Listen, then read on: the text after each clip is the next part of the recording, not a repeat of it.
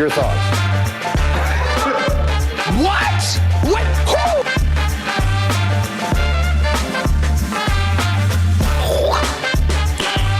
Nice.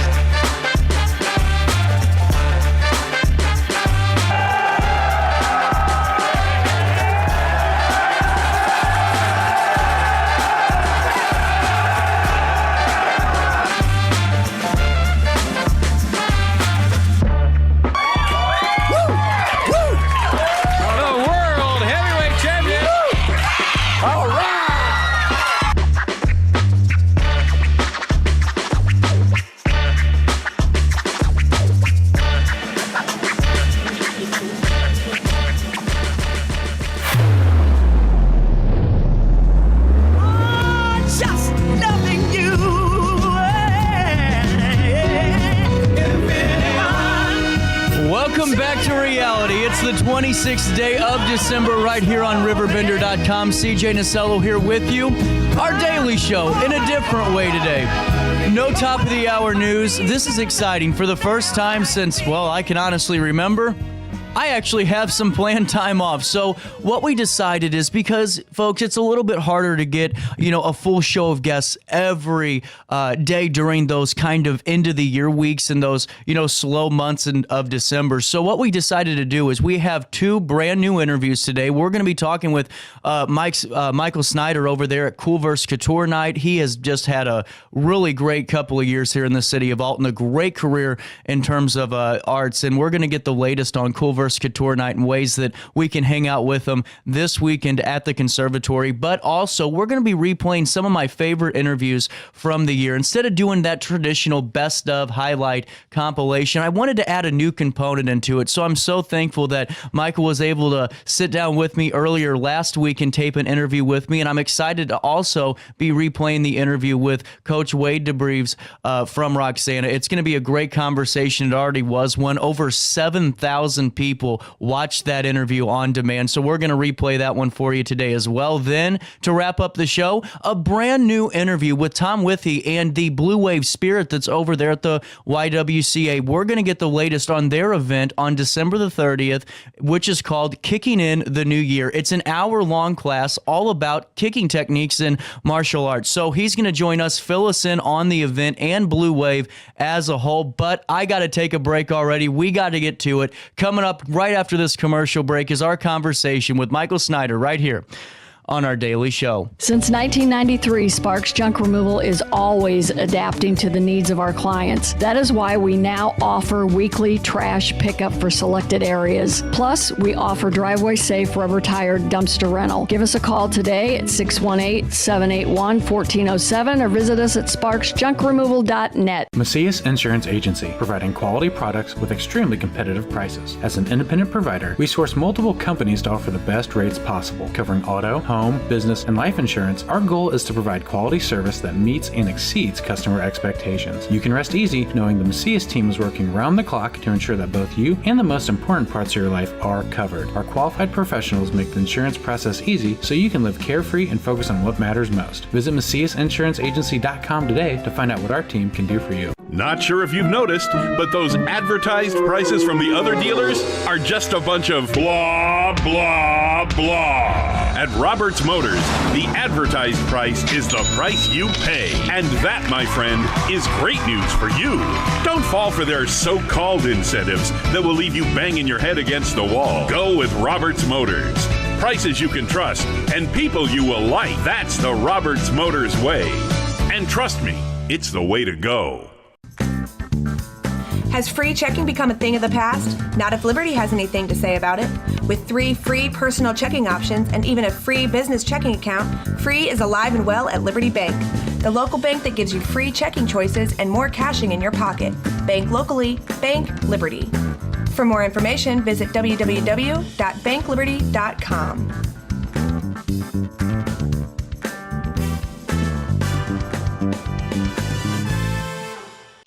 RiverBender Radio has built 3 great new stations just for you in the Riverbend. The Eagle, the Riverbend's classic rock station. The Bridge, hit music for the Riverbend. And The River, today's country, and all your favorites. Check them out today at RiverBenderRadio.com. Welcome back to our daily show. Here's CJ.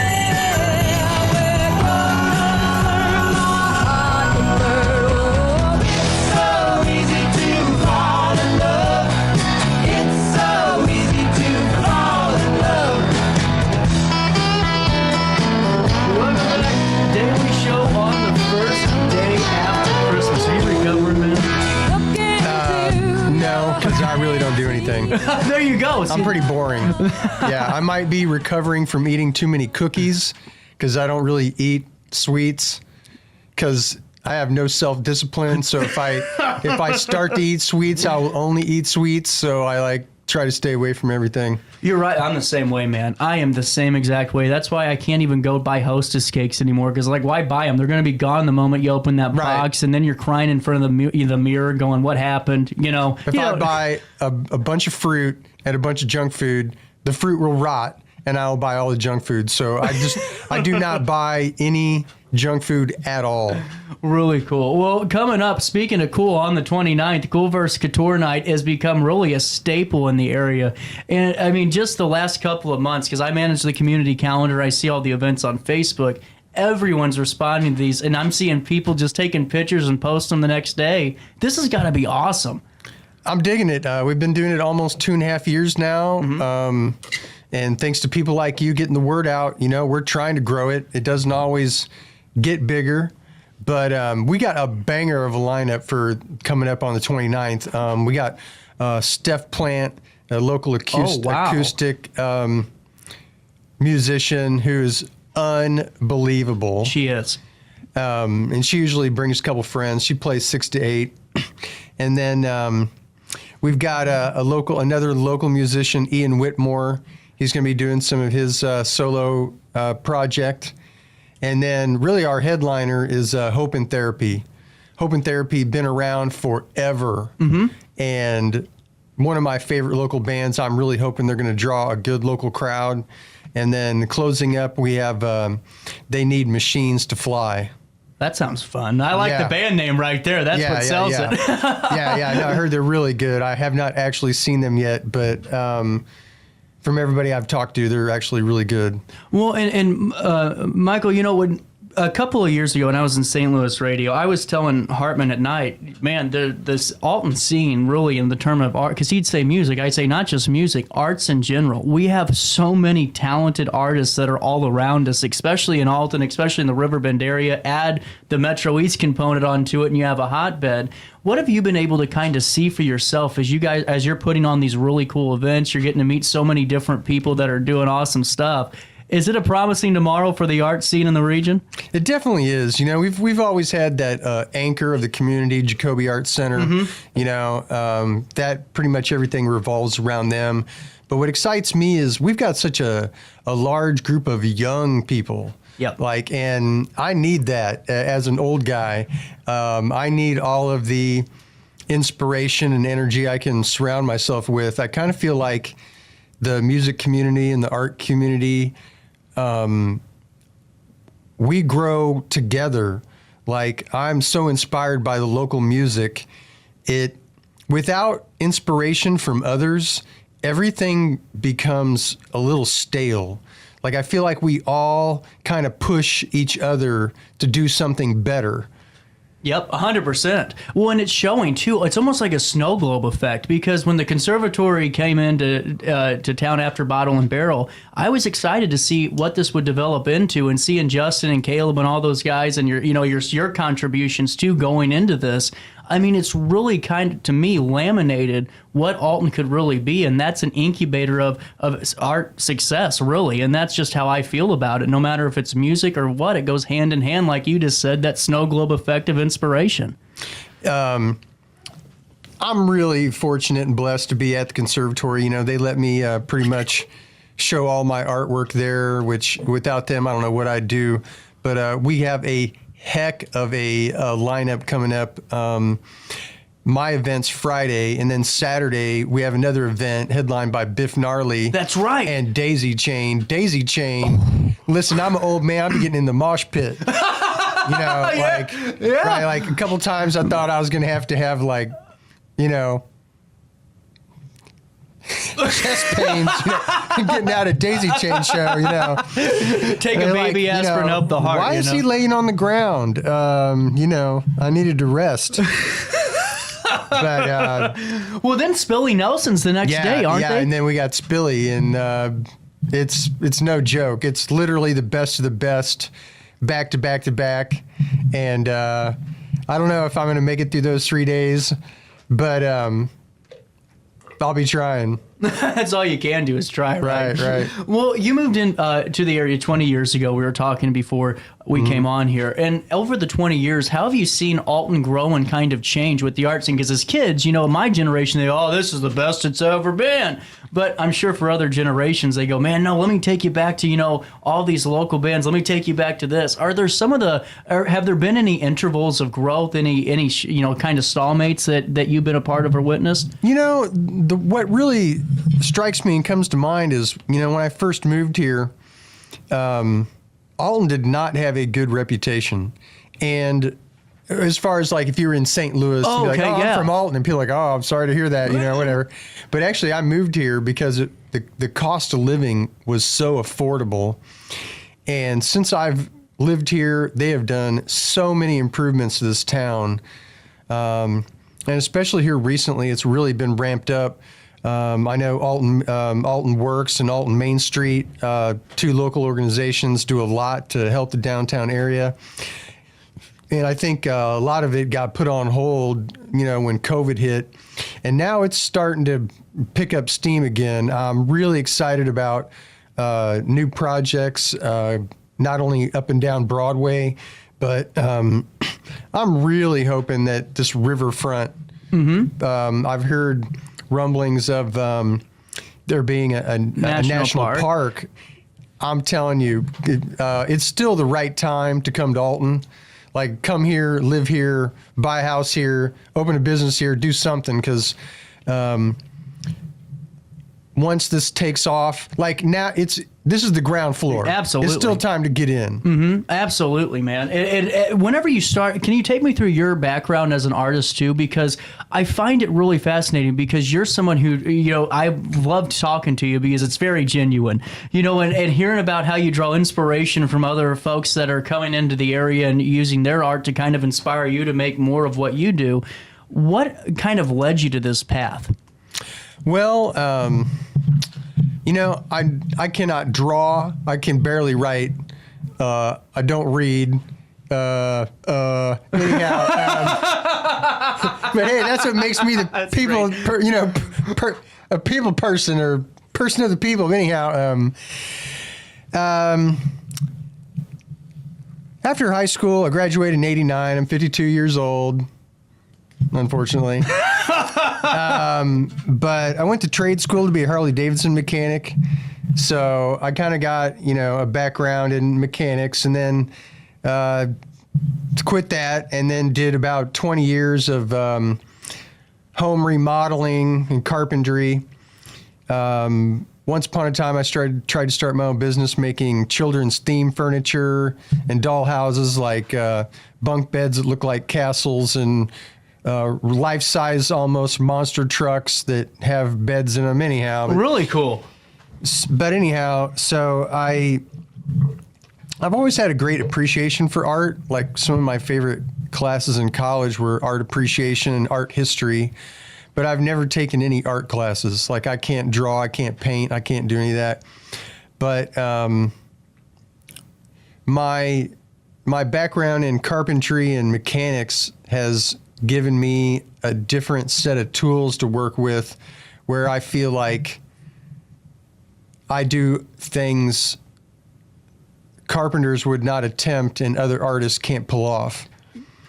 I'm almost as happy of the engineering of many of my pieces as I am the actual content. My latest piece is 12 feet by 9 feet. It's at the Conservatory.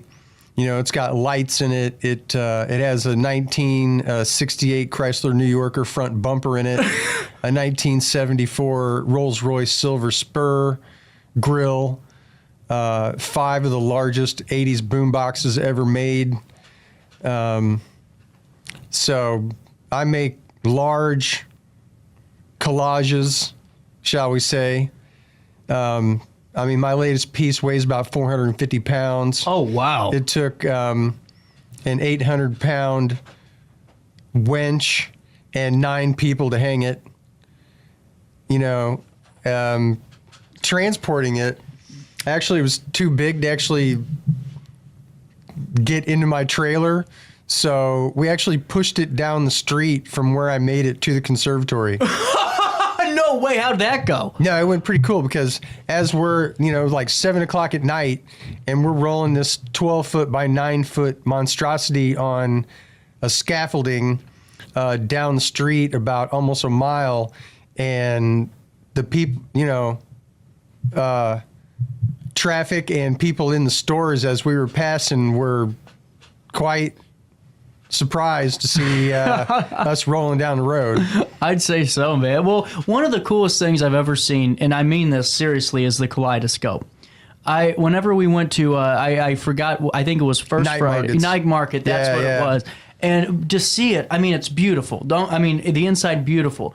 But the engineering it takes to really make it functional is, to me, so mind-blowing. And is that just, like you said, the years of experience? Thank you very much, because that's one of the pieces I'm really talking about, like as far as I'm as proud of the engineering as the entertainment, because it's 17 foot long. It probably weighs about 2,000 pounds. It's a kaleidoscope, anyhow, but it has a color wheel at one end that you can turn from the opposite end. And, I'm very conscious of producing things for festivals that kids like, old people like, families like, people who are intoxicated like. But there are no gears, there's no teeth, there's no transmission, there's no pulleys, there's no belts. It all works on basically a gravity system. So anyhow, it's, your child's not going to get their finger caught in something and have it lopped off, Right. I actually, I used to work at City Museum back in the late 90s when Bob Castley was there. So not to cut you off, I was going to ask if you ever took any inspiration from the City Museum or any of those Castley's inventions, because he's a genius. Absolutely. Like, I didn't go to art school, but I spent several years working with Bob Castley, and as far as I'm concerned, that was the greatest education and influence that I could have possibly got. 100%. Like, wow. I take over his, I'm not saying legacy, I'm part of his tree of people who, I can attribute my success partially to him, Right. But anybody that's been to the City Museum knows that you will never forget the first time you go to the City Museum. Nope. And I've taken on that as my calling, that when you come to the conservatory and you see my work, you will never forget the first day you have walked in and seen it. That's my absolute goal. Absolutely. And why don't we do this? Perfect time to pause. Can you hang out with me for a second? Let's pay a quick bill on this 26th day of December. It's the day after Christmas, and we're all still recovering. Great conversations with Michael Snider. We're talking all about Kooliverse Night coming down the pipeline on the 29th day of December. A quick break. We come right back after this. Since 1993, Sparks Junk Removal is always adapting to the needs of our clients. That is why we now offer weekly trash pickup for selected areas. Plus, we offer driveway-safe rubber-tired dumpster rental. Give us a call today at 618-781-1407 or visit us at sparksjunkremoval.net. Macias Insurance Agency, providing quality products with extremely competitive prices. As an independent provider, we source multiple companies to offer the best rates possible. Covering auto, home, business, and life insurance, our goal is to provide quality service that meets and exceeds customer expectations. You can rest easy knowing the Macias team is working round the clock to ensure that both you and the most important parts of your life are covered. Our qualified professionals make the insurance process easy so you can live carefree and focus on what matters most. Visit MaciasInsuranceAgency.com today to find out what our team can do for you. Not sure if you've noticed, but those advertised prices from the other dealers are just a bunch of blah, blah, blah. At Roberts Motors, the advertised price is the price you pay. And that, my friend, is great news for you. Don't fall for their so-called incentives that will leave you banging your head against the wall. Go with Roberts Motors. Prices you can trust and people you will like. That's the Roberts Motors way. And trust me, it's the way to go. Has free checking become a thing of the past? Not if Liberty has anything to say about it. With 3 free personal checking options and even a free business checking account, free is alive and well at Liberty Bank, the local bank that gives you free checking choices and more cashing in your pocket. Bank locally, bank Liberty. For more information, visit www.bankliberty.com.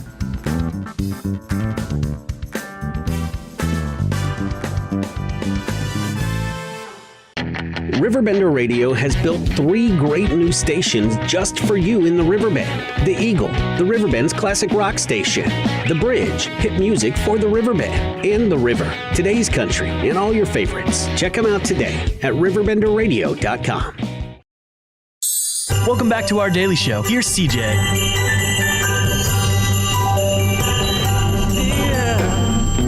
And I'll turn right back around. You can see the time. Give me one reason to steer, and I'll turn right back around.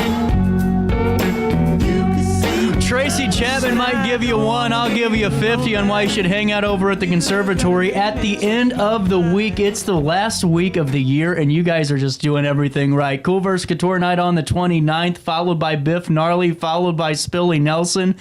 This is really exciting, man. This is great. Buckle up, muchachos. So before we dive back into Kooliverse Night, because I want to talk about how this really came to be what it is, because I see so many people seriously taking pictures and going, man, we got cool last night, and all those fun things. I got to ask you more about Bob Castley, because no one realizes on this side of the river how much of a genius I think he is. And I just got to ask you, what are some of the, if you could, share a story Dude's or two? Totally mad scientist, like creative genius, but nuts. I got 2 pretty good Bob Castley stories. So speaking of the holidays, surrounded by this, decoration stuff. So anyhow, at the time there was a lady who was second in charge, and she comes to me and she's like, hey, we need to build a throne for Santa Claus. We're going to have Santa Claus here, and we need a giant chair for Santa Claus to sit in, which is right up my wheelhouse, because I was used to make furniture and stuff. Yeah. So I'm like, it's on. I'm going to make the biggest damn chair you've ever, watch this. So I'm starting, I'm working on this thing. Bob walks in. Bob's like, hey, what are you doing? I said, hey, I'm making a giant throne for Santa. Dude went off. He's like, oh, I hate Christmas. Christmas is a capitalist plot to take over the poor. And dude just lost it. And I want to say that they still did wind up having Santa there, but he was not on a throne that I made. I don't, he wasn't none too happy about that. When I first went to City Museum, and it was back when they used to have this place called The Cabin, which was that little wooden cabin outside in front, but it used to be a bar. Well, the bar didn't have its own restroom, so they would leave one of the doors unlocked so you could go in and use the restroom, which was automatically a license to go run roughshod through that whole buck wild. People would just walk in that door and then go explore the entire museum after hours with no supervision at all. Oh, and actually, Bob's son Max and his friends, they were underage, but they'd be running all through there. But one night, Bob and his girlfriend at the time were swimming naked in the aquarium, the major. And I'm telling you what, at that time, they never cleaned that thing. I'm talking looked like there was fur growing on the inside of that thing. It was, but I don't know that him and his, lady at that time, they were way cool. They were way cool. It's also cracking me up how Bob would have these boxing matches where he would fight people, and there was probably no shortage of people that wanted to fight Bob. At the time I wasn't in very good shape, but there were several times where I was like, yep, I'd like to fight Bob. Well, to me, I think that's what life's missing right now is some of that type of personality where it's, it might be a little quirky, whatever, but god dang, man, whenever you're achieving what you're achieving, let the person be creative and be them and just let them keep producing. Whether I like what somebody's doing or don't like what somebody's doing, somebody please do something. Right. Like, come on. Like, that's what I kind of think about me. Love me or hate me or be indifferent, but, somebody do something. You're right, because and it's not just, and they like to, I don't generalize on the show, but sometimes people think, well, a lot of us are just the armchair quarterbacks on Facebook commenting. And while that's true, there's tons of people that do that and they're great at it. If you want to be the best at what you can be, I guess that's it. But to be able to actually say like you did, just do something. Get off your butt, get off your ass, go out and do whatever you want to do. Be happy, be the best, but do it. And that's why I think this is having such success, just circling back to Kooliverse Couture Night, because you created almost like, I hate to say it, like a following with this. Because I saw the pictures and every time I kept getting more and more intrigued. And then all of a sudden, everybody was sharing it. And I thought, this is really what it's all about. You mentioned a couple things like try to be the best. I got a chip in my shoulder. I got the Napoleon complex. I got, I don't look at art. I look at art as a community and not a competition. Mm-hmm. But within that, I'm trying to take over the world. I'm trying to shock the world. I'm trying to do something. I'm trying to make a difference. Like Bob Castley, he put a stamp on this town, the world. Of all the places in the world that's that ranks somewhere within the most interesting things I've ever seen in my life. Right. And I've got that kind of chip. Like I'm trying to move the needle. I'm trying to change people's lives. I'm trying to make a difference that will last forever, outlast me. And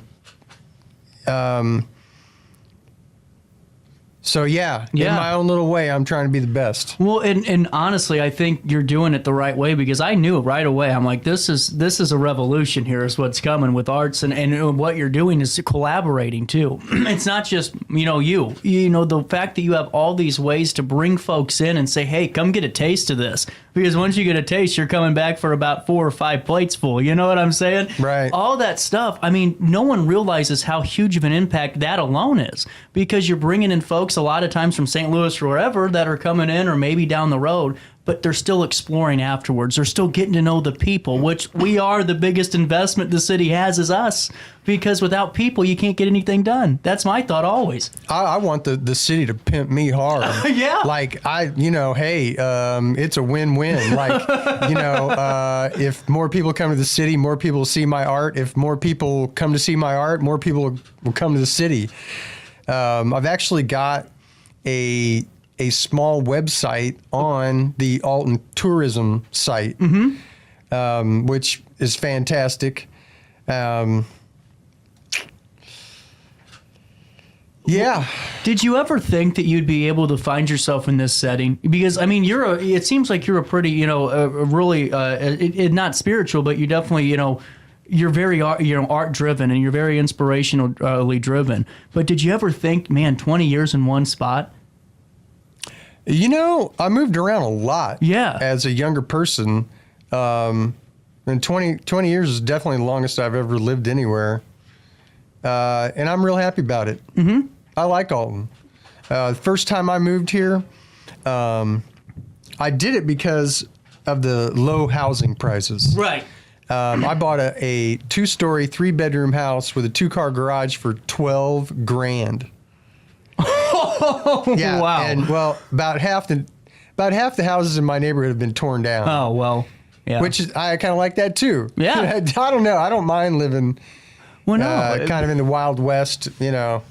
I like my neighborhood. It's really run down, and we all kind of look after each other, but we all kind of do whatever we want. Yeah, It's right on. There's, I can throw a giant party with 100 people and be loud till 2:00 in the morning, and none of my neighbors complain because they do the same thing occasionally. So we like it. Really cool. Well, just circling back to just the couture nights, how did these come about? Basically, the Conservatory offered me one night a month to do whatever I wanted. So I started having art shows and kind of all my favorite things. We've got art, fashion, food, and music. Well, there you So go. we usually have vendors that vend clothing or jewelry or art. We'll have several vendors here in December.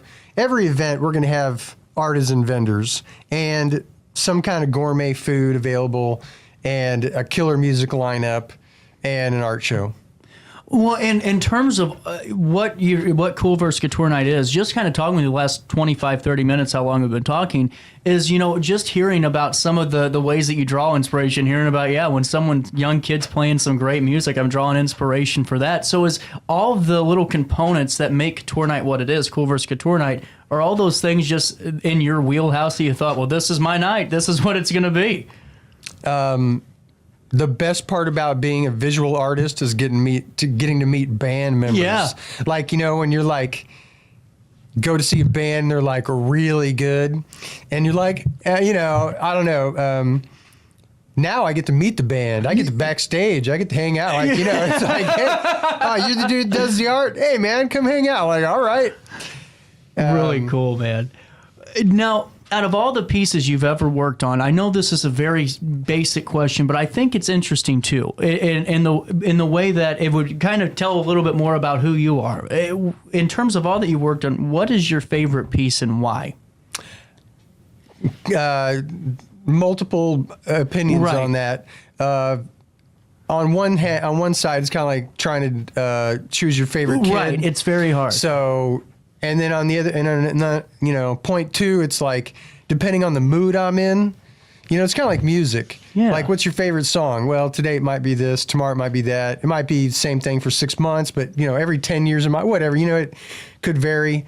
Often it's what I'm currently working on. I love it because I get bored really quick with things. Like, almost, I make it, I hang it, I look at it. I'm super over the moon excited about it, and then a week later I'm bored. I'm like ready to move on. But certainly this last piece I just made, the 9 foot by 12 foot, I'm pretty happy with that. There's everything I make, I want the next thing to be the best thing I've ever made, and that's very important to me. Yeah. So often the latest thing I've made winds up being my favorite at the time. Well, that's very interesting, though, and I mean, it really just shows a little bit of who you. Because I always think that there's more to just the piece. It's why is it that piece? Because it really showcases who the artist truly is. And just hearing you, man, the last 30 minutes or so we've already been talking. Just to hear about, no, the next piece is going to be the best ever. Those are, to me, that's a mindset of not only be successful in what you're doing, but for anybody. Wake up the next day wanting it to be better than the last, and no matter if it's a project or work, you name it. That's just my thought. No, I'm really happy. Like, I'm finally doing art full time starting this year. Congratulations. Dig it. Prior to that, I've been a handyman, apartment complex manager, and in those fields you can strive to be the best you've ever been. Like, you learn. It's constantly learning new construction techniques or new products or new tools. But I'm very fortunate that in my current incarnation of being an artist full time, like, it really does allow you to set your own goals, and being able to do that really allows me to happily strive to do the best thing I've ever done every time. 100%. And then as we're circling back to the 29th, before we say goodbye, I want to make sure we plug the hell out of this, because if anyone's not been yet, I'm telling you, it's such a cool thing. And I'm not saying that because it's just on the screen, but that's the only way you describe it is cool. Because, I'm seeing people that all walks of life, whether you're a doctor, you name it, they're out there having fun. And I'll tell you, it's really a great time. So starting on the 29th, it's Kooliverse Couture Night. This starts at 6? The doors at 6. Steph Plant starts off at 6. And basically, there's going to be no cover this time, too. Really? Yeah. Now, every single one of these events, I spend $300 to $500 of my own money. Wow. And because I don't want to throw a bad party. There's no use of throwing a bad party. Yep. Like I'm willing to I'm willing to lose $500 in this upcoming event because I want to. You know what?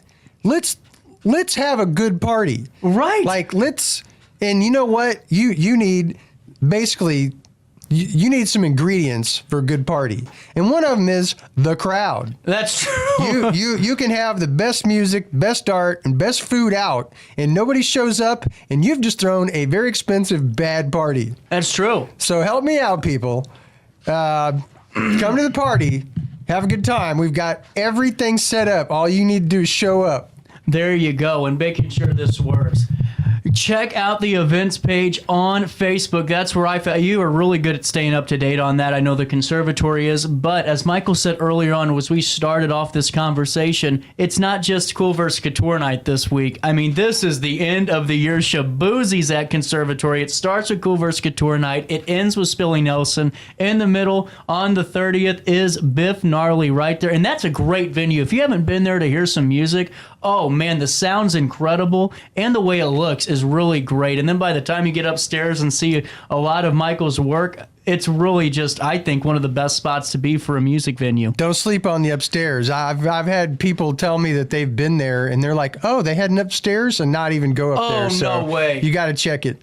Yeah, that's the way to... Come on now. Let me find out who that was, because It happens, man. Oh, It wow. happens. And, man, thank you so much for stopping by and seeing me today. Best of luck on the 29th. And if you ever want to come back on, tell us what you're working on next, man. You're always welcome in that seat, and I mean that. Brother, thank you so much. Thank you for helping the community find new and exciting things to do. Thanks, Appreciate sir. your support. No problem. We'll take a quick break here, and, we'll come back with maybe nothing else. I don't know. We haven't timed out the shows yet. We'll find out whenever I hit this button in the heart of the 618. Since 1993, Sparks Junk Removal is always adapting to the needs of our clients. That is why we now offer weekly trash pickup for selected areas. Plus, we offer driveway-safe rubber-tired dumpster rental. Give us a call today at 618-781-1407 or visit us at sparksjunkremoval.net. Macias Insurance Agency, providing quality products with extremely competitive prices. As an independent provider, we source multiple companies to offer the best rates possible, covering auto, home, business, and life insurance. Our goal is to provide quality service that meets and exceeds customer expectations. You can rest easy knowing the Macias team is working round the clock to ensure that both you and the most important parts of your life are covered. Our qualified professionals make the insurance process easy so you can live carefree and focus on what matters most. Visit MaciasInsuranceAgency.com today to find out what our team can do for you. Not sure if you've noticed, but those advertised prices from the other dealers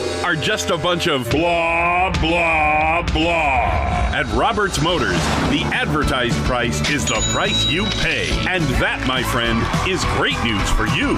Don't fall for their so-called incentives that will leave you banging your head against the wall. Go with Roberts Motors. Prices you can trust and people you will like. That's the Roberts Motors way. And trust me, it's the way to go. Has free checking become a thing of the past? Not if Liberty has anything to say about it. With 3 free personal checking options and even a free business checking account, free is alive and well at Liberty Bank, the local bank that gives you free checking choices and more cashing in your pocket. Bank locally, bank Liberty. For more information, visit www.bankliberty.com.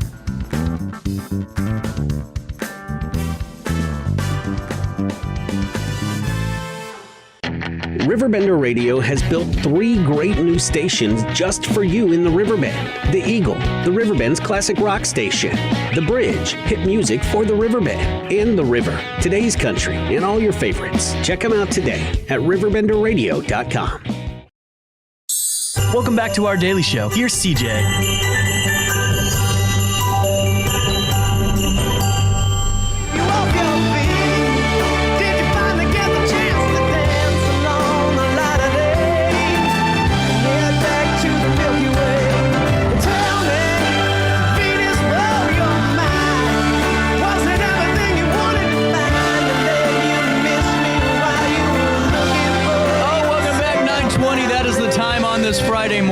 27th day of October. Our daily show continues right here, and a great conversation. How are we all doing, the Mason family in studio? Great. We all made it here, one piece. Everyone's doing good.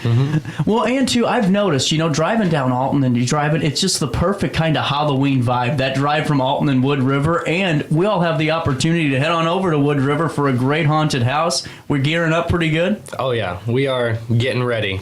So this is really cool. So this was started by your husband's family in 1970? Yeah. And take me through that. So this is a family tradition that's lasted 4 generations. That's pretty damn cool, if I say so myself. I mean, that's really cool. Yeah, it really is. Started with our great-grandfather Bob. Our grandfather Harry carried it on. And then our dad turned it into a big thing inside Wood River whenever he moved into the house with our mother. And now we're just picking it up after him. So this is incredible. So in 94, that's when your dad took it over with his group of friends at first, correct? Yeah. And so is this when it just became a haunted house on steroids almost? That's exactly what happened. There was a bunch of big haunts happening inside the nation, and Dad was like, this would be a really neat thing to do. And so he just kept on with the idea that Grandpa had, and it just involved us, and it involved everybody in the community. It just grew and grew after that. Man, right on that. So when did you two become involved? I got involved whenever I was 6. So started early. Yeah, we have a printout, or we have like a cutout inside of our family room of us working on a fence with our father from the newspaper, and they did like a little issue on us. It's so fun to think about that. That's incredible. Jackson, when did you get involved? Were you at 6 too? I was a bit younger, but that was scary. I was not very much of a builder. I was just much more of a scarer until about maybe 4 or 5 years ago, and then I became a big builder. That's my question, because I'm not a builder. I built a doghouse once in high school. I was really proud of this woodworking class. I thought, this is a 90, and I got a 65. It lasted for 3 months, though. Yeah. So how does the construction phase work in this? Is this kind of where you're preparing for a couple of months, or how does that kind of work? So we start out our initial construction, like the big projects. We start them out in the summer whenever we have some free time. We don't have classes. We don't have any of that going on. So we can work on it during the weeks and leading up. And then we get to fall, and that's whenever it really kicks off. We go to our storage unit. We get all like the pre-made panels. We kind of get our layout going. And we can only start that inside of October just because of like building code and stuff. Oh, yeah. So from there, it just keeps on going and going. And then the weekend before, we start installing decorations, lights. Oh. And then that's everything. That makes it for a fun weekend. Huh? Oh, yeah. Oh, yeah. A lot of laughter and love, right?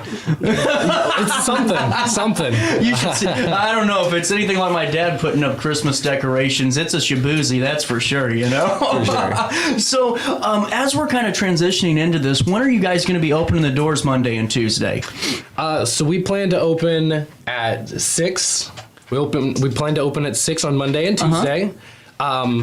30 minutes before, we have like people who are photosensitive and want to just do like a little walkthrough. We do that with the like fire department, just people who may not be into the whole haunted house idea. We do a little walkthrough with them. So if they're at the door, somebody will come out and come talk to them and figure out what we can do to get them to walk through. Just look at the place, because a lot of people, they can't do the whole super scary stuff. That's really cool, though. That's a really cool opportunity, because not a lot of haunted houses do that ever. It's normally, you kind of just have to, unfortunately, miss out on it. So it's great that you do that. So that's 30 minutes before? 30 minutes before at 5:30. Really? Somebody will be out to talk to them. So you have 9 to 12 rooms normally on average to construct in this process, correct? Yes. That's how many square feet are we talking here? It changes every single year. We have a different layout. We try to have a different layout every year. Is there one layout in particular for all of you that kind of sticks with you for being, I hate to say the best, but the best? I don't think we have one that works the best. We just keep on changing it. We try to find one that's the best, and we're like, no, this works better for this one. This works better for this room layout. Absolutely. Jackson, you got a thought about it? I mean, every year we usually always have a different theme, so it's very, like, years before we did prison for so long, and so, like, we would change the rooms, because some rooms are bigger, some rooms are smaller, and then we change it every year. So it's, like, this year it's totally different than 2 years ago, so Absolutely. And then, on top of that, Mom, what's it like to have all the kids working together on this and really continuing a legacy? I absolutely love it. Having everybody involved, it was great when Harry and Nick were here and was able to work with the kids.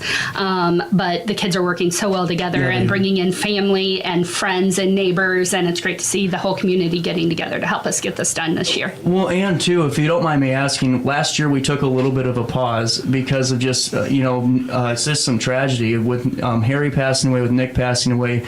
What's it like to continue that for you guys and kind of, be the stake to continue this tradition for your family? That's got to be kind of a cool feeling. It's almost therapeutic. Stepping into the mantle of it. Yeah. All the people that gave support after his passing. We had people at the high school contacting us about doing like a scholarship. We put together a scholarship fund for him. We had the football team do the Nick Mason Freak of the Week. It was like supporting him.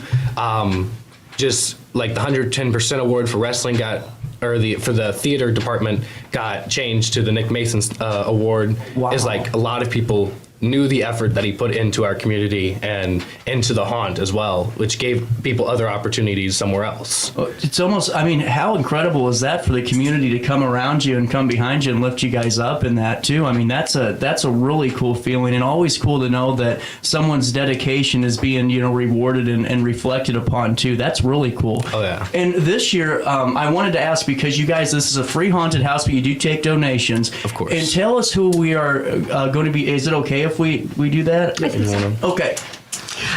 So this year it will be going to the Scroggins family. Steve Scroggins is actually a neighbor of ours, and he is so dedicated to the Wood River community.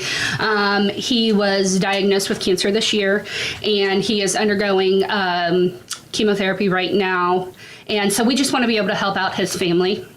Absolutely. In any way that we can. Absolutely. And you can all do that by heading on over to 575 Fifth Street. I got it right. Yeah. I normally botch something in an interview. You should ask the guy upstairs.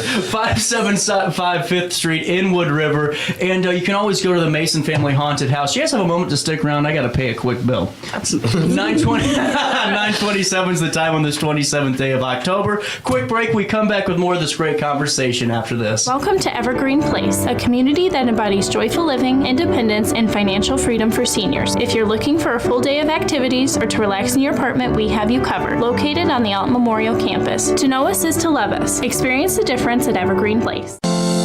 Is it time to buy, sell, or even time to consider a short sale of your property? Meet Lisa Webb, owner of 3rd Street Realty. This local, women-owned, family-operated realty group has over a decade of experience in foreclosures, first-time home buying, and so much more. 3rd Street Realty prides themselves on holding your hand through the entire process. Let their expertise guide you to your dream home. Visit 3rdstrealty.com and start your journey with Lisa Webb today. Do you need to declutter your space? Time to call me, the Queen of Junk. Since 1993, we have grown to be the leader in residential, commercial, and property management junk removal. At Sparks Junk Removal, we are eco-friendly. We recycle, donate, or repurpose items back into our community. Trash is our last resort to the landfill. Plus, with our all-inclusive service, our crews handle everything from labor to lifting and landfill fees. Give us a call or visit our website, sparksjunkremoval.net, to reclaim your space today. With over 20 years of experience, Wilson's Tree Service has the expertise to handle all of your tree care needs. Licensed and fully insured, their team of experts are dedicated to providing reliable service. Plus, with a 24-hour emergency service line, Wilson's will always be there for you. Don't risk tackling that timber by yourself. Trust the local professionals at Wilson's Tree Service. Visit treeservicealtonil.org to get started today. You're listening to Our Daily Show with CJ Nasello on RiverBender.com.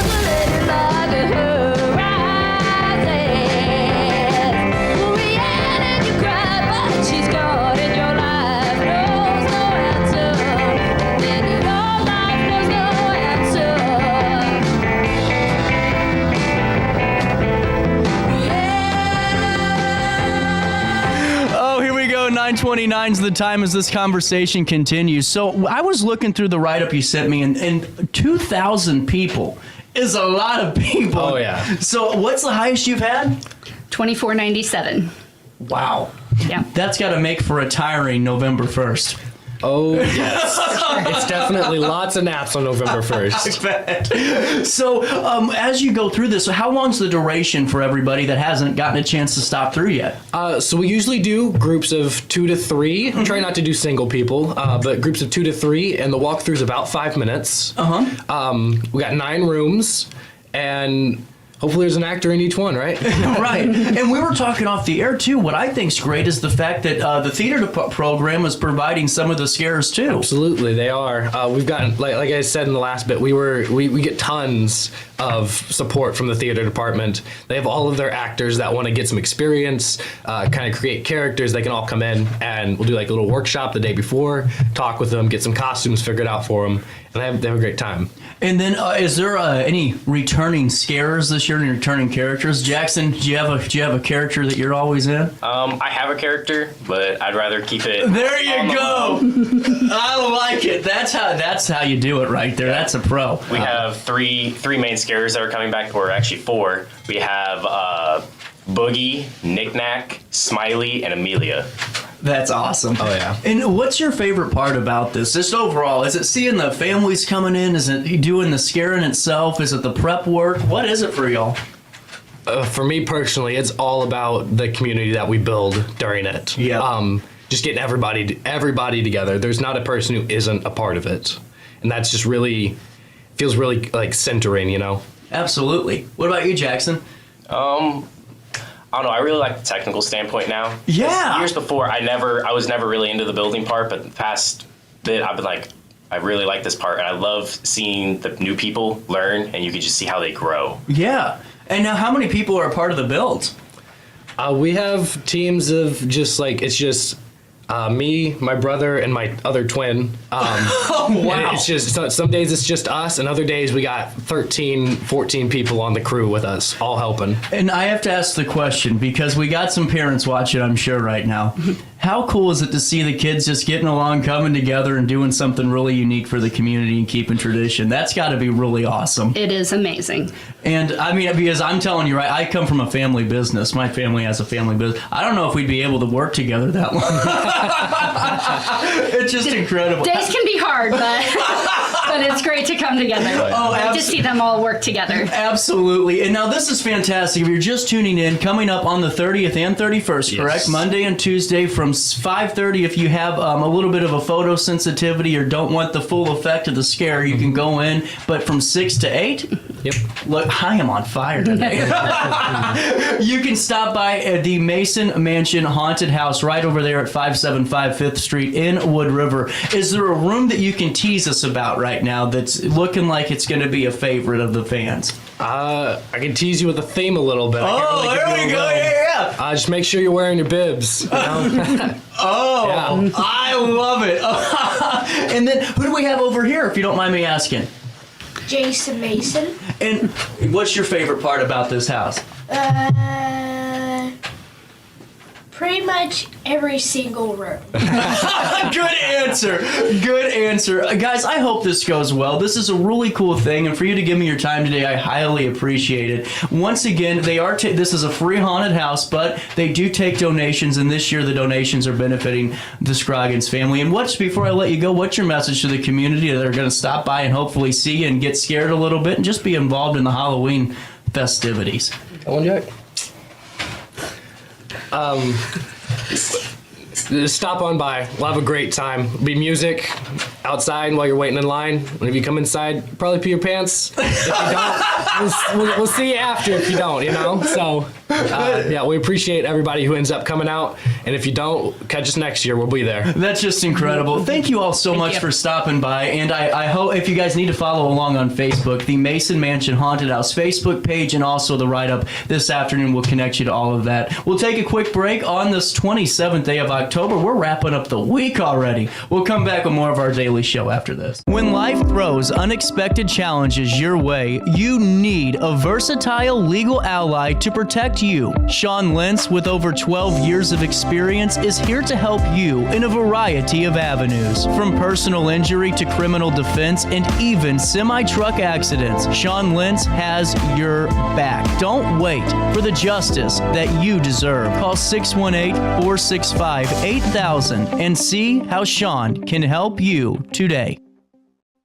Do you need to declutter your space? Time to call me, the Queen of Junk. Since 1993, we have grown to be the leader in residential, commercial, and property management junk removal. At Sparks Junk Removal, we are eco-friendly. We recycle, donate, or repurpose items back into our community. Trash is our last resort to the landfill. Plus, with our all-inclusive service, our crews handle everything from labor to lifting and landfill fees. Give us a call or visit our website, sparksjunkremoval.net, to reclaim your space today.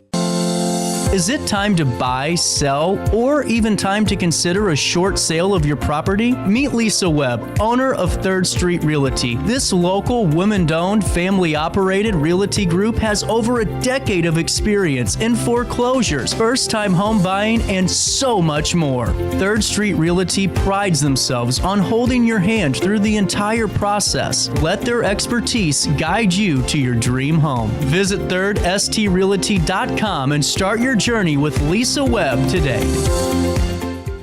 Welcome to Evergreen Place, a community that embodies joyful living, independence, and financial freedom for seniors. If you're looking for a full day of activities or to relax in your apartment, we have you covered. Located on the Alton Memorial campus. To know us is to love us. Experience the difference at Evergreen Place. Welcome back to our daily show. Here's CJ.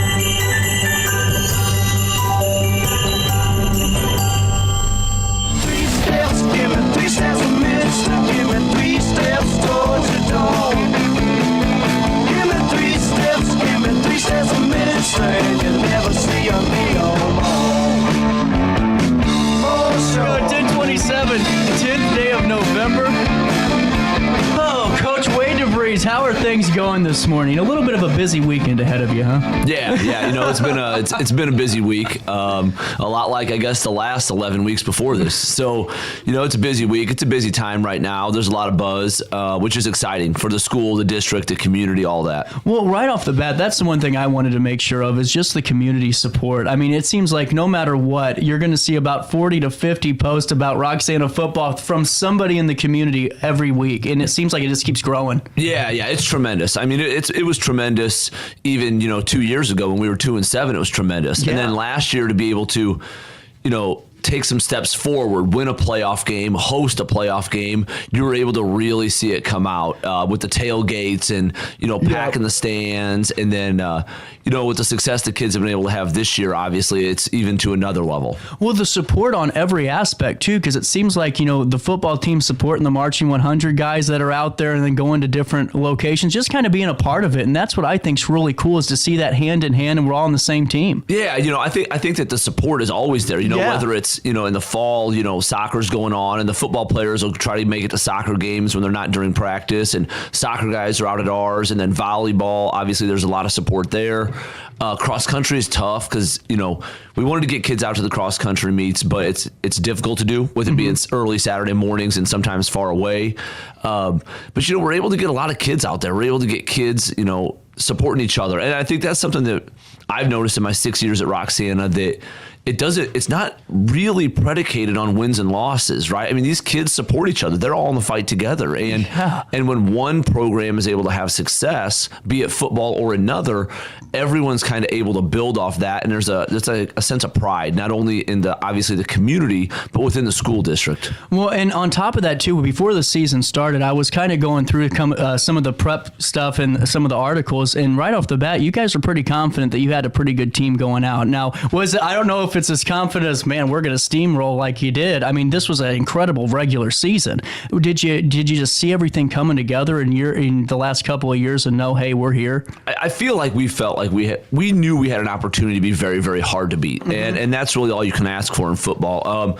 If you would have asked me if we were going to clock almost everyone, I certainly would not have expected 40-point wins. I would have expected a lot more adversity during the regular season. During the first round of the playoffs, I probably would have expected a lot more. But all we can do is control us. And so we were able to kind of do that throughout Yeah, and what led to that? Because you've been there for 6 years now, and you just said, at 2-7 at one point in time. Did you see the transition coming to where you guys were really starting to come together as a team? Yeah. When was that? Well, I think that the transition probably started 4 years ago, when we transitioned our weight room. Now we have the Welker Wellness Center, which is, if not one of the elite training facilities in the area, probably in the state. We were able to transform, obviously, the game field, so the football, soccer fields being turfed. When all of those things happen, and then we got Quinn Hellman running our strength and conditioning program, and so all boys and girls in the district are doing the same strength and conditioning. They all work out together. Kind of an emphasis on the sprint training. We're working on developing speed more so than just maximum strength. That's really kind of transitioned it, but really it's going to go back to the kids. So it's the kids' willingness to buy into this philosophy, and they don't just embrace it, but now it's kind of our culture. Like that's it's a cliche word, but that's kind of who we are. Is you take strength and conditioning, and the administration, obviously outside of just the facilities, but the support that we've had from the administration to be able to say we have strength and conditioning 8 hours a day. So I teach early bird strength and conditioning. Coach Hellman does it the rest of the day, and we've eliminated after school weightlifting, to use the air quotes, right? Yeah. The way it always was when I grew up, you lifted after school, but I was a 3-sport athlete, just like a lot of our kids are, and so lifting during the day has allowed all of our programs to share athletes, which at a school of 500, you have to share athletes. And if you're not sharing athletes, then you're not going to be able to translate success from one season in one sport to another. And I feel like that's been one of the biggest areas where we've been able to, I think, see sustained success throughout the year,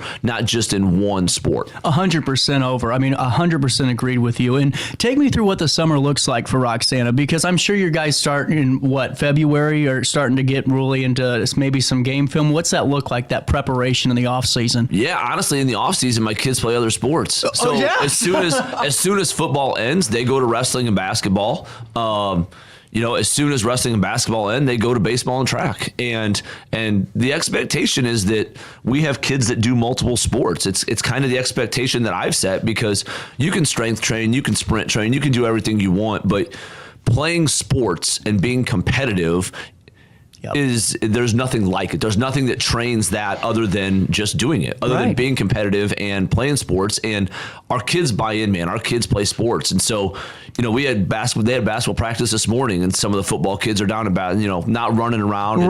But they're down at practice right now, and they're watching it. They're learning. They're getting some shots up, and, they're athletes, man. And they're high school kids, and they want to play sports, and I never want to take that away. Well, and it's so huge. I was just talking with OSF St. Anthony's just a couple of days ago. They sent out a really nice article about why it's good to play multiple sports, and for the different muscle groups, you aren't going to wear down, and it really helps the longevity of someone that's dedicated maybe to a football that does have a wrestling or basketball career in the winter. That helps immensely. Yeah, I think it's really, really easy to see the translation, right? The skills that you acquire in basketball or in wrestling, and how those skills would translate to football, or certainly track and field is obviously one. Coach Akel and I have worked really closely together for all 6 years that I've been there.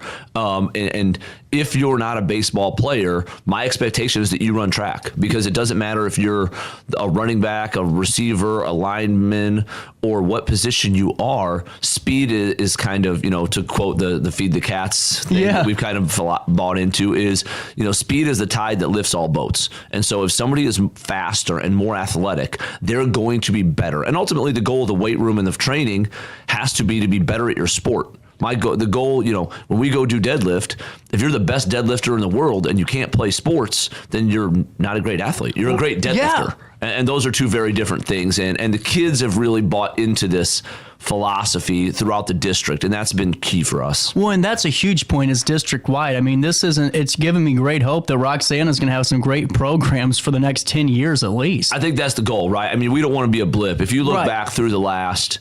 I'll say 20 years, since Coach Smith in 2003 went undefeated. They were the last undefeated team. But, Coach Keith was there and did a really good job. And they had a back-to-back years where they had a ton of success, won a playoff game. But you go back and you see since Coach Rach, really, it's more of a blip. Yep. And so it's a really good group that goes through, and then it goes away. And, I've said it all year after we were able to beat Breeze Central, and we were able to beat Columbia. our goal, or we're able to beat St. Joe last Saturday. Yeah. Our goal is sustainability. So I want Coach Short was from Breeze Central, is one of my really good friends, and him and I talked, and I said, our goal is to get where you are. You're at the top of the league every year. That's my goal. My goal is to be competing for a conference championship and an opportunity. I talk about winning the Riverbend. Mm-hmm. If we're able to win the Riverbend, if we're able to compete for a conference championship, then I know that we're where we need to be. And that can't just be because we have a great group of seniors. That has to be the program that's being developed, and really not even 9 through 12, but starting to work some of our strength and conditioning philosophies down into the junior high and start working this in 6 through 12. And that's when you're able to see sustainability, not just whoa, they have a great class, they go 11-0 and everybody high fives, and then the next year, you fall off. You can't have that. You have to have the systems in place first, which I feel like we have. 100%, because so many high schools go through the same thing that you were just talking about, that blip on the radar. I can count on, I need about 2 sets of hands to go, well, they were 16-0 in soccer last year, and now they're 3-13, and it's all because of that. It goes into the longevity aspect and building a foundation. But take me through the St. Joe game, because man, this had to be, for anyone watching, whether they were at the stadium, whether they were watching on their TV, this was one of the most exciting high school football games in the area. It's certainly unlike anything I've ever been a part of. I told the kids after the game, I said, I don't even know that I have words to describe what happened. The Wood River game last year was pretty close. It was. They came down, they kicked a field goal at the very end of the game to win the game. When we were able to block and return, and the score certainly looked much more lopsided than that game was. Right. That was a 2-point game or a 1-point game that we returned a late touchdown to go win by 8. But really, that was probably the closest thing where it comes to the very last play of the game, essentially. And, in both instances, our kids were able to execute. We had some good, we had some bad. We're not going to, it's funny. Somebody asked, I don't remember who it was, asked me, they said, have you ever won a game giving up 500 yards? I said, well, our defensive goal is certainly never to give up 500 yards, but we were able this year to win a playoff game 48-47. But a year ago at Hillsboro, offensively, we couldn't do anything. They shut us down, and we were able to win a playoff game 13-7. So, when you can win one 48-47 and you can turn the previous year, you win one 13-7, it's about one side of the ball picking up the other. And it's about athletes picking each other up. If offense is having a bad day, the defense has got to step up and get us a win, and vice versa. And then you always work the special teams in there, which obviously, if you think back to the Wood River game, if they make that field goal, then they win that game. And then they're off and running. And instead, we were able to make the play on special teams. And, every little piece adds up. And so this game itself last Saturday was it was unlike anything that I've ever probably been a part of. I don't know that. I don't know how many more I can handle. That's a good point, too. Yeah. Well, before I take a break, because I want to keep this conversation going, throughout the year, throughout the season, I'm sure that it's still going 100 miles an hour to even take a breath about, this is what, week 1 looked pretty good here, week 2 looked pretty good. But is there one moment outside of the field with the guys that you just kind of reassures that you have a great group that are just supportive of each other? Is there one story there, or is there just multiple? I have to think about one story. I think that the ability to pick each other up, I guess, huge. Is probably where I go back to more than anything. Kids have bad days. Kids have lives. Football isn't life. Football is football. And, it's kind of ironic talking about it. We're playing tomorrow afternoon, and we're excited. But, when we're able to step back and understand that we're playing a game, like this is a game of football, especially tomorrow, you do play on Veterans Day, it really, you kind of step back and it puts things in perspective, right? Like we had a really bad day. We show a lot of video clips of different things and putting in perspective winning and losing, because we all want to win. We all prepare to win. But you can't always win. It's not possible. Nobody has ever won everything they've ever done. And so, being able to put that in perspective and not really focus on winning and losing, but more focusing on what does it take to have the opportunity to win. And I think that has really, and the kids' ability to buy into that as a team. It can't be, any team that's coach-led is going to be average. Yep. And we clearly have a player-led team. They make decisions. They come to me with stuff, and they question. They don't question, but they say, "Hey, why are we doing this?" And then I can give them my explanation. And sometimes we stick with what I want. Sometimes they say, "We were thinking this," and then we make the change. because it's their team. It's not mine. You know, Roxana football was here long before me. Roxana football is going to go on long after me and these athletes. And so it's bigger than that. It's just about being able to function as a team, regardless of what your role is. If you're the head coach, your assistant coach, you're the star player, you're one of the 48 kids that we dress. It doesn't matter. Everyone has a role in that. Man, that's just incredible and really great to hear, because I don't think a lot of coaches see that. You know, it's because maybe it's, and I've been around coaches enough to know, and it's sometimes it's like, man, you know, I'm the commander. Well, that's great, but whenever you have a team of leaders like you're talking about, that really elevates everything and makes it such an easier conversation, an easier way to build and go forward. I mean, coaches really need to start hopefully taking a piece out of that and going, it's not saying the kids run the ship, but also to have a nice working relationship and an adult one too. Well, I think that's a really good way of describing it as a working relationship, right? It's not, I'm the boss, my way or the highway. You know, we're going to do X, Y, and, you know, and then I have my philosophy and they know it. And you know, we're going to run the football. We're going to play great defense. Like, that's how we're going to win games. And sometimes those games end up 48-47, and other times they end up 13-7. And so, but they believe in that philosophy. But when they know that what they believe is also valued, we are able to have honest and open conversations. And they've come to me with a lot of things, and I've turned them down because I said, you know, I don't like it because of this, or this is what makes me nervous, and this is why I don't think we can do it. And they go, okay. And it's not because I don't give them the no because I'm the boss. It's, this is what I believe. And then other times I said, I think we're going to do it this way. And they've come to me and said, what about this? And I'm like, oh no, that's better. And we just scrap what I had originally planned and we go with what they said. But it shows investment, and not investment selfishly, right? Yeah. It's not about, I think we need to run this play so that this kid can do this. It's, as a team, what do we need to do? You know, everything from practice plans to all kinds of stuff. The kids have a lot of input in it, and I feel like that's important. I think that it builds trust, and I want them to trust me. I want them to know that I want what's best for them. Right. Because like I said, you know, for these 18 seniors, next year they will not be playing in Roxana. Right. And you know, and that's, you know, you've got to lean on that when you have a group who's able to have those adult conversations and take the yeses with the nos. Right, and that's huge. And when did your coaching career start? Did it start at Roxana, or were you coaching well before this? I started in 2007. Oh, damn. Bunker Hill. You look, I thought maybe you were 30 years old, man. Oh, I'm 40. No way. Yeah, man, football's doing well for you. Yeah, you should see the gray in my bald head and the gray in my beard. So how did you lead up into Roxana, if you don't mind me asking? Oh, how long is this show? So I've been a lot of places. So I started actually in Bunker Hill in 2007 with my cousin, Michael Popovich, and he took over that program. I had never coached. I got a degree from U of I and something else, wasn't teaching, was working, hated it because it was salesy, and I didn't like sales. And he talked to me about wanting to come coach. And I was like, I like sports. Yeah. So I went and I started coaching with him. 2007, we actually made the playoffs at Bunker Hill. It's the only time anybody. Wow. Bunker Hill's never made the playoffs. So we went 6-3 or 6-4. We lost first round. Should have won that game. Coached there for a couple years. Went to Alton High for a couple years.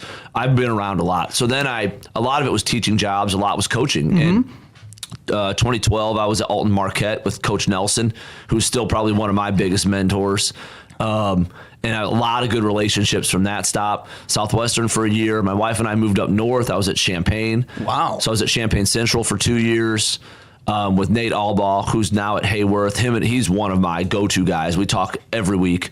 I took the head job at Oakwood, and then that kind of parlayed it into moving back home, right? I'm from Mount Olive, and so parlayed it back into moving back home and at Roxana. And Roxana was open, and I never looked at it. I didn't know anything about Roxana because Mount Olive's not really the Riverbend area. Right. It's closer almost to Springfield, really. And, you know, a buddy of mine kind of turned me on to the job, and then I actually knew Mr. Danduran, the principal, from my time at Alton High School. Oh, him wow. and I worked together, oddly enough, and so I contacted him and it all worked out. And so, I couldn't be happier. My family's happy here. We love it. And I think I'm here to stay now, finally. My wife said, we're not doing anything because you've been moving every 2 years. So now that I'm in year 6, I feel like she feels a little more confident. You can take some easier breaths, huh? Yes. You got a moment to stick around with me? Yeah. 10:45, I got to pay a quick bill. We'll come back with this great conversation right after this. Welcome to Evergreen Place, a community that embodies joyful living, independence, and financial freedom for seniors. If you're looking for a full day of activities or to relax in your apartment, we have you covered. Located on the Alton Memorial Campus. To know us is to love us. Experience the difference at Evergreen Place. Is it time to buy, sell, or even time to consider a short sale of your property? Meet Lisa Webb, owner of 3rd Street Realty. This local, women-owned, family-operated realty group has over a decade of experience in foreclosures, first-time home buying, and so much more. 3rd Street Realty prides themselves on holding your hand through the entire process. Let their expertise guide you to your dream home. Visit 3rdstrealty.com and start your journey with Lisa Webb today. Do you need to declutter your space? Time to call me, the Queen of Junk. Since 1993, we have grown to be the leader in residential, commercial, and property management junk removal. At Sparks Junk Removal, we are eco-friendly. We recycle, donate, or repurpose items back into our community. Trash is our last resort to the landfill. Plus, with our all-inclusive service, our crews handle everything from labor to lifting and landfill fees. Give us a call or visit our website, sparksjunkremoval.net, to reclaim your space today. With over 20 years of experience, Wilson's Tree Service has the expertise to handle all of your tree care needs. Licensed and fully insured, their team of experts are dedicated to providing reliable service. Plus, with a 24-hour emergency service line, Wilson's will always be there for you. Don't risk tackling that timber by yourself. Trust the local professionals at Wilson's Tree Service. Visit treeservicealtonil.org to get started today. You're listening to Our Daily Show with CJ Nasello on RiverBender.com. Then that time I went and said goodbye. Sorry, don't mind me. 10:47 is the time on this 10th day of November. I always get confused when it's 11:10 or like 9:10, and I always say the day first instead of the month. I got problems, Wade. With that being said, take me through the team as a whole. Some of the guys that are putting in the work that you maybe want to shout out. I mean, it's hard to shout out all guys, but I mean everyone's firing and everyone's really a part of this, and that's what's fun. Yeah, we're in a unique spot where we actually have 21 different starters, and so not a lot of teams are able to do that. We have the depth. And we have to have some hard conversations with kids, because right now we've got sophomores, juniors, and seniors who would have started for a lot of teams that I've coached that this year aren't really getting the playing time that I would like for them to be able to get. But at the end of the day, it's a hard decision you have to make as a coach, and you got to do what you think is best to give the team an opportunity to win, because ultimately that's what we're there for. And if it's okay, take me through your guys' practices. What's that look like week in to week out? Is it the same format, Monday, Tuesday, Wednesday, Thursday, Friday, going into Thursday going into the game Friday, or do you kind of change it up depending on who you're playing, what the week's looking like for the kids, any of that stuff? It's pretty black and white. Monday, so on a typical Friday week during the regular season, we'll go Monday is just a walkthrough, do some film, do a little walkthrough, make sure that we're healthy. Yeah. Tuesday we just go helmets on Tuesday. So we'll wear helmets on Monday for the walkthrough. Tuesday we just go helmets, a little bit more fast paced, try to get some speed work in, whatever they didn't get done in the weight room.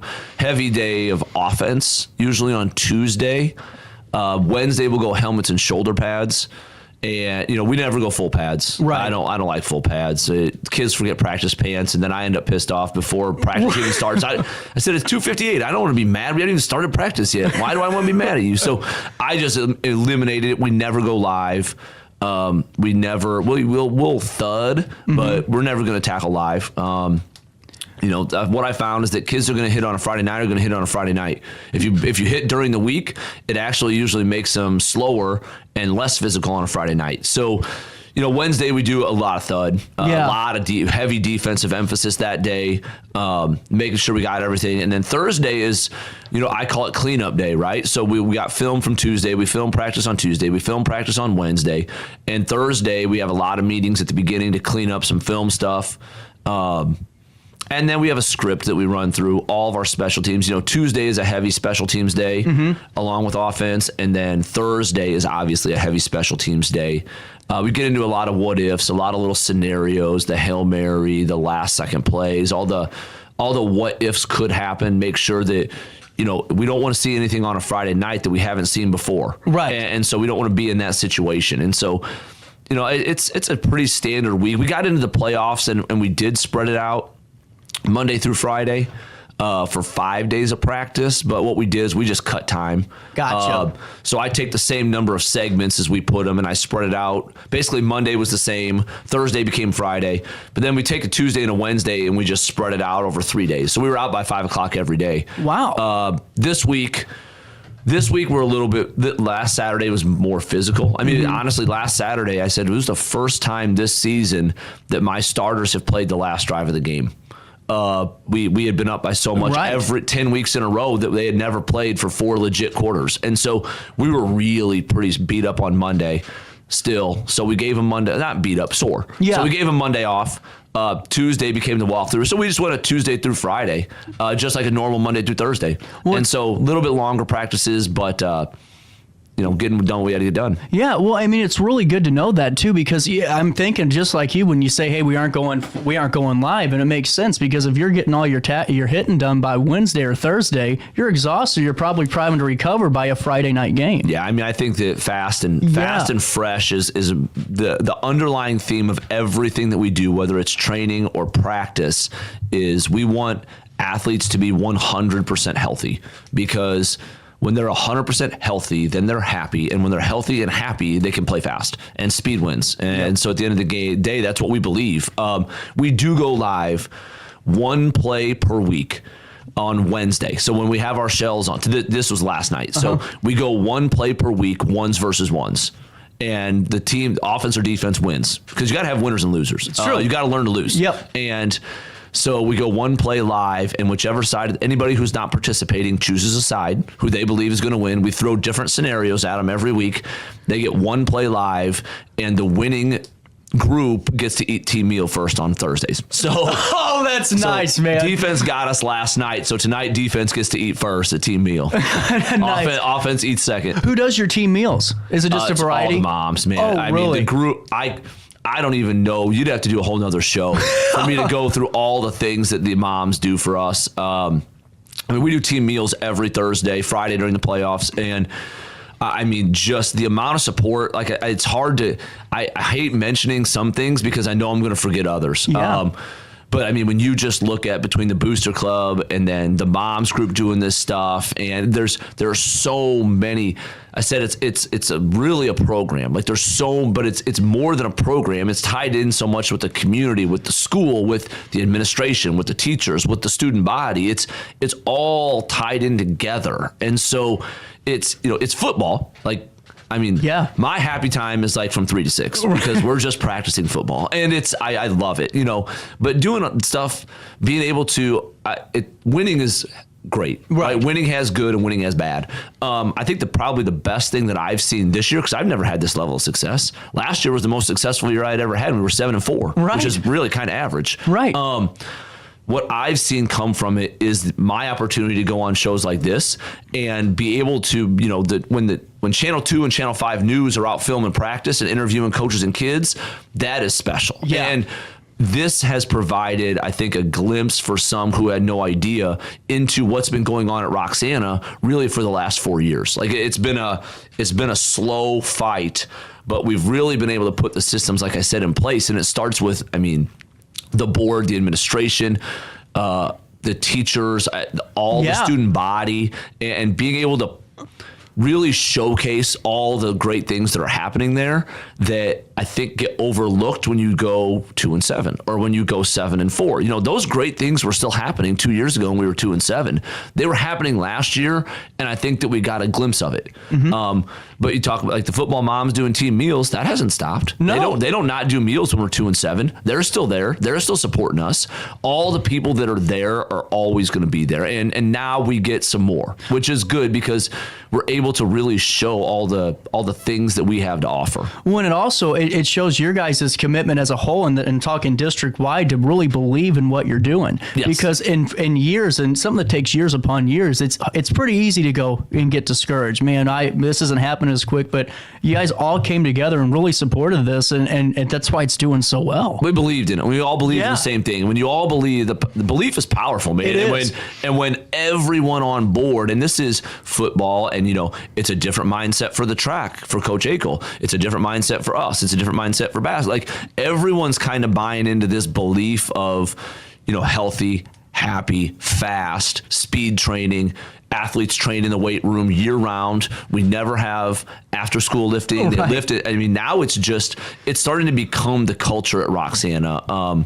And that's a testament to so many people. Like I said, the administration with the facilities, the high school allowing it in the schedule daily, Coach Hellman running the weight room. And we have all these things, and it's really great to be able to finally promote it and show what has been going on, because this is years of work. This isn't a blip where it's like all of a sudden we have really good seniors and now we're good. These kids have been putting in this work for years. 100%. And I also wanted to mention too, this morning, we were talking when you were walking down. Can you fill me on what the guys do in the morning or in the afternoon? Because I think that's some of the coolest stuff, man. Yeah, so one of our coaches, Coach Lawrence, he's a 4th grade teacher at Central Intermediate, which kind of butts up. It's real close right there with the junior high and the high school. And he kind of organized this, so I take no credit. He did all the organization. He ran it through the administration and made sure everything was good. And we started this week 1, and the kids go down. So sometimes we'll go before school. So all the football players wear their jerseys on Friday, but they go down and they greet the 3rd through 5th grade kids as they get dropped off. As they get off the bus, the football players are there high-fiving them, taking pictures with them.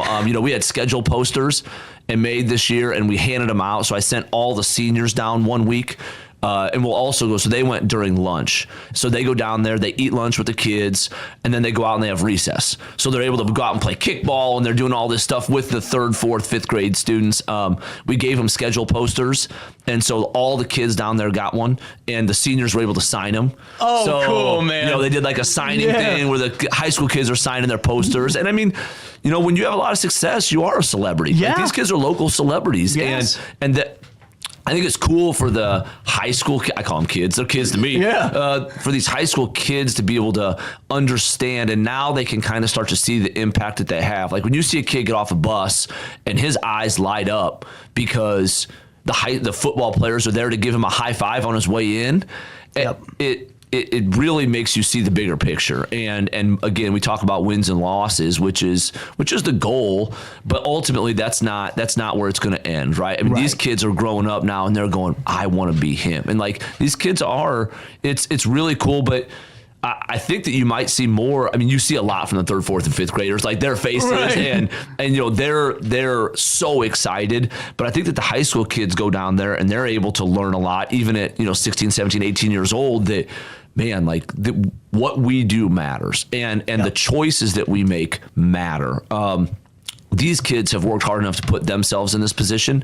So my underclassmen that go down there see, man, we got to do this, right? And we've got to continue to work in the weight room. We've got to continue to train, and we've got to continue to do these things so that we can sustain this. For the seniors, it's kind of a culmination of all the hard work you put in, right? Those kids put in work, and we went 2-7. Right. And then they put in work, and we hosted a playoff game and got beat pretty soundly.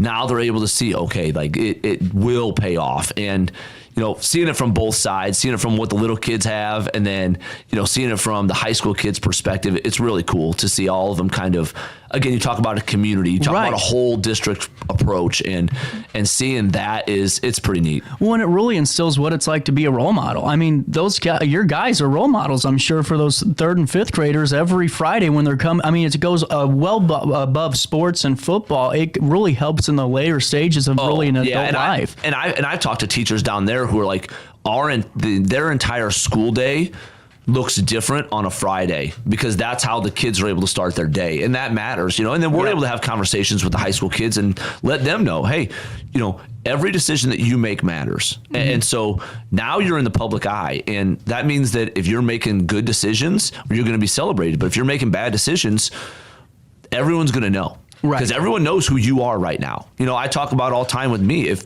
I do something and I get in trouble for doing something stupid, it's going to say Roxana football coach Wade DeVries, blah, blah, blah. And so they've got to understand that and when you put that jersey on, I said, and when you don't have it on, I said, you represent all of us. I represent all of us. You represent all of us. Whether you're a freshman or a senior or anywhere in between, we all represent each other. And so the way you act in class, the way you act in the cafeteria, the way you act in the hallway, the way you act in the community, we all represent each other.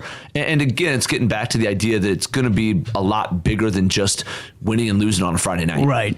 Well, and speaking of that too, we've been talking for over 30 minutes now. I've loved every minute of this, and we're almost out of time, but take me through tomorrow. What's that going to look like for you guys? When do you depart? We're leaving at 9:50. Leave about 9:50. So our kids, we do things a little different than a lot of places. So our kids will get there about 8:30.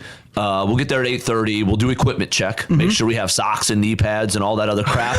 Before the bus leaves, we want to make sure that we have all of our stuff so that we can board the bus and not get to Stanford and be like, oh, I don't have my knee pads. So we're going to get all that done first. And then we'll go down with Coach Hellman in the weight room. They'll stretch. They'll get a foam roll. And then we sprint on game day. So every kid gets 1 or 2 timed sprints. We've actually had hundreds of PRs on game day. Wow. Because the kids, they're excited. And so when you're happy and you're excited, you run fast. Yep. They're fresh because we've had our week of practice lends itself to being fast.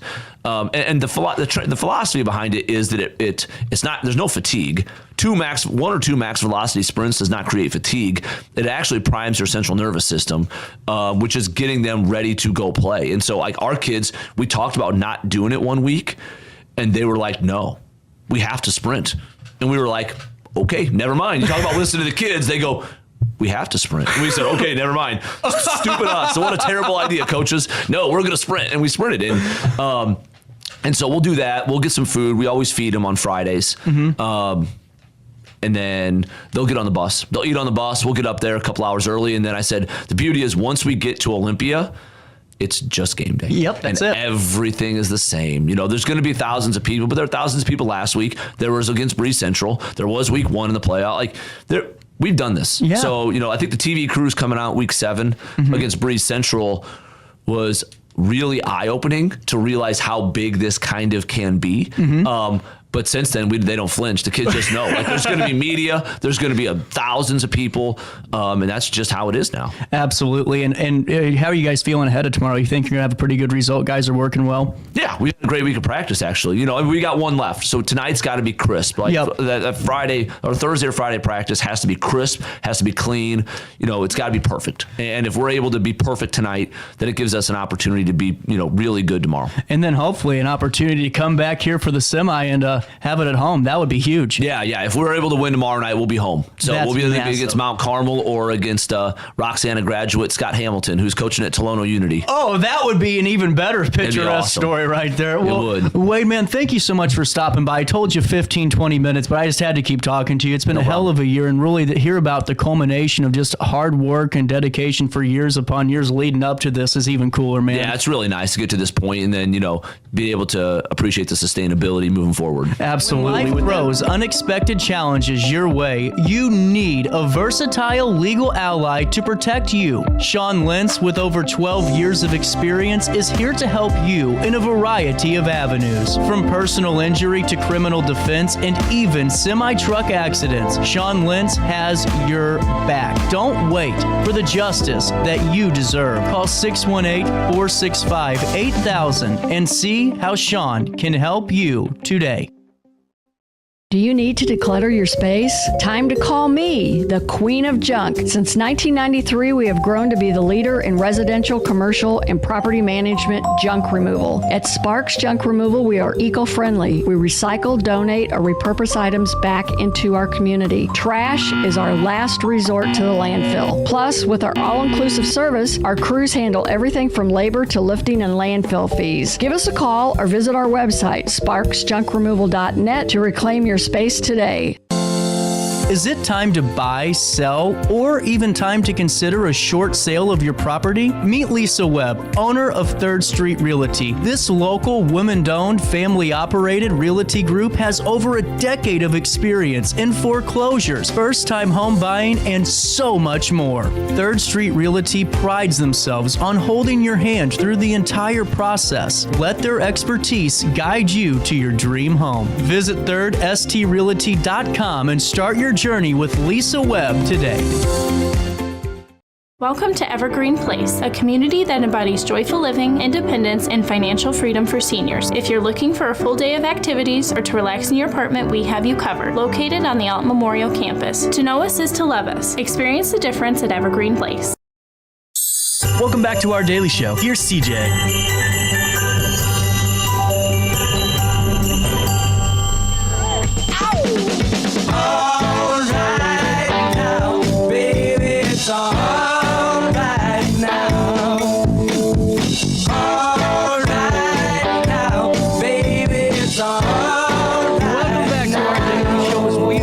Up the year that was this week and coming up on New Year's Eve, correct?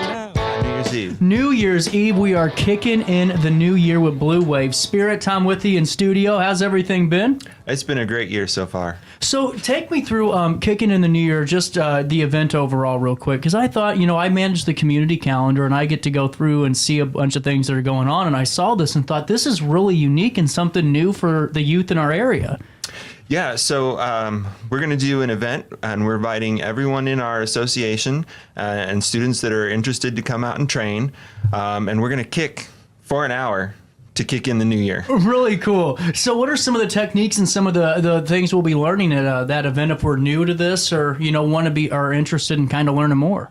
Yeah, so I think I've got 20 different kicks lined up, and we're going to do 24 reps of each kick to kick in 2024, right? So, we'll do front kicks and side kicks and roundhouse kicks. I got 20 different kinds of kicks figured out. No, and I'm sure that out of the time that you've been teaching little ones and anyone in general, I always find it fascinating that to me the younger girls like to kick and do more of the aggression stuff. It seems like at first than some of the younger guys. Have you seen that in your neck of the woods, or is that just because for me in soccer that's what it's like?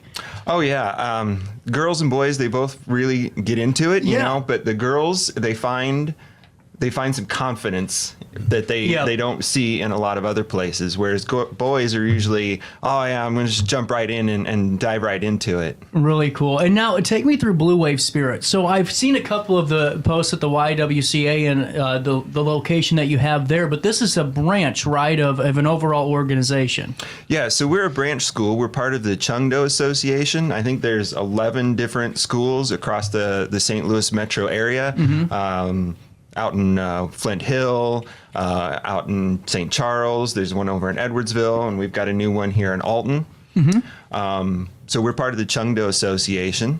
It's Chungdo Kwon is an older style of Taekwondo, so it's very much focused on self-defense and building a lot of those personal skills, right? So discipline, confidence, self-management. Mm-hmm. Well, and that's a huge point, too, because I don't think a lot of individuals realize how beneficial, the sport could be just for those reasons alone, because everyone talks about let's develop our youth. This is a great way to teach some of those coping mechanisms, tools, and ways that we have to battle our own emotions throughout the rest of our lives. No, absolutely. And that's the number one draw of training in martial arts, right? Like learning self-defense is really great and being able to protect yourself, mm-hmm. but that's not what most people get out of training. What they get is they develop self-confidence. They develop a sense of peace, right? And they learn how to interact with other people in a way that they don't feel anxiety, right? So... Or maybe scared even. I think sometimes kids my age are even scared to even talk to a grown-up and expand their, interest. Because I was talking to somebody, Tom, not to just jump in here, but they're like 25, and I said, man, what's going on? Well, I'm trying to find a job, and, I've been reaching out to folks, but I said, are you really reaching out or sending an email? Well, I didn't really pick up the phone and talk to them. Well, if you're too scared to talk to somebody, you aren't going to be able to, or in fear or whatever you have, you aren't going to be able to be successful. So you got to learn a way to combat that and overpower it, too. Right. So people talk about leadership skills. And how do you develop leadership skills? Well, you develop leadership skills by practicing them. And so our students, starting as early as yellow and green belts, they're doing some teaching. They're standing up in front of the class and they're leading different aspects of class as part of belt exams. You have to stand up in front of the master and you have to say the membership oath and you have to perform in front of a judge, really, and so that develops that confidence and those leadership skills so that you feel like you can go up and talk to different people about all kinds of things. Well, I'm sure, too, with the classes that you've been a part of and been able to lead, that you see the child or any individual really breaking out of their shell pretty quickly in these classes. Oh, definitely. We get young adults and even older adults who start training, and the growth that you see is fantastic. Just not only the confidence in those interpersonal skills, but the confidence in their own body, just learning how to, move. And as you get older, that becomes an important aspect, right? Just staying physical, staying active, but that confidence in your own self, not just your emotions and communicating with other people, but just being able to control your body. Right, 100% over. And now, when did you launch Blue Wave in Alton? Yeah, so we started in September 22. Okay. We opened, I think our first class was September 7th or something like that. So we've been open for just over a year. We have classes twice a week. We meet Monday and Wednesdays at 6 p.m. And we have walk-in enrollment, right? So anybody who's interested can That's just cool. show up. That's really cool. Yeah. I like that because so many times parents that watch that, they go, I missed what time, or maybe I got an email. But to be able to say Monday and Wednesday, if you want to come, the door's open. Yeah, definitely. Really cool. Really cool. Hey, I got to ask you this. In the year did you ever find yourself wanting to operate on your own and do an offshoot of, I guess, an extension to Blue Wave, or was running a school something you've always dreamed of? It wasn't on my radar. Really? Okay, that's interesting. Yeah, no, the director of the Y reached out to my teacher, Miss Tammy Bauer, who runs the branch in Edwardsville, and wanted to start a martial arts program at the Y. And then, so my teacher has too much on her plate to take that on, right? And so she thought about her students, and she thought I'd be a great fit for this area. Really cool. And now take me through your career a little bit. How long have you been in martial arts and been competing? I'm sure it's been quite a resume, huh? Not really. Really? No, I've been training for a little over 6 years. Wow. We started my daughter in Taekwondo over at Blue Wave Edwardsville. And I sat on the bench just like every other parent for about a month, and I was sitting there on my phone after work, and I was like, why am I sitting on the bench? I could be out there doing this with her. And so it's been a great bonding experience for us. My whole family trains now, me, my wife, and both my daughters. Really? Man, that's actually incredible. And I think it's because I would have thought just from talking to you on the phone that this was that you were a part of this forever, but to hear that really your daughter's classes brought you to this point to have your own offshoot in Alton, that's a really cool story. Well, thank you. Really cool. And so there's a couple of things coming down the pipeline. And why don't we talk about the first one first before we take a break? And that's coming up. This is kicking in the new year. Let's go over the details for this. So this starts at 11 a.m. on Sunday, December 31st, correct? Absolutely. So we're going to kick in the new year. We're going to, like I said, we're going to meet and we're going to kick for an hour. Starts at 11 a.m. If anybody wants to come out and check it out, you're more than welcome to. If you want to try it out, make sure to show up a little bit early and talk to me or one of the other instructors that'll be there. The gym's going to be packed with martial artists. Like I said, there's 11 branch schools in the area, so people are coming from far and wide. Really cool. So this is going to be a big kind of Shibuya one if you're getting all these, getting all the offshoots to kind of come together in one location. Yeah, I expect probably around 50 really people cool. to be there. Yeah, and now what's that mean for you to be able to use that to almost network the Alton location? Are you planning on doing more events like this setting coming down the pipeline in 24? So the YWCA is a great venue, right? They've got that amazing gym in there and all the offshoot rooms, and so we're going to host a tournament in February. Coming up February 3rd, our association has a tournament coming up.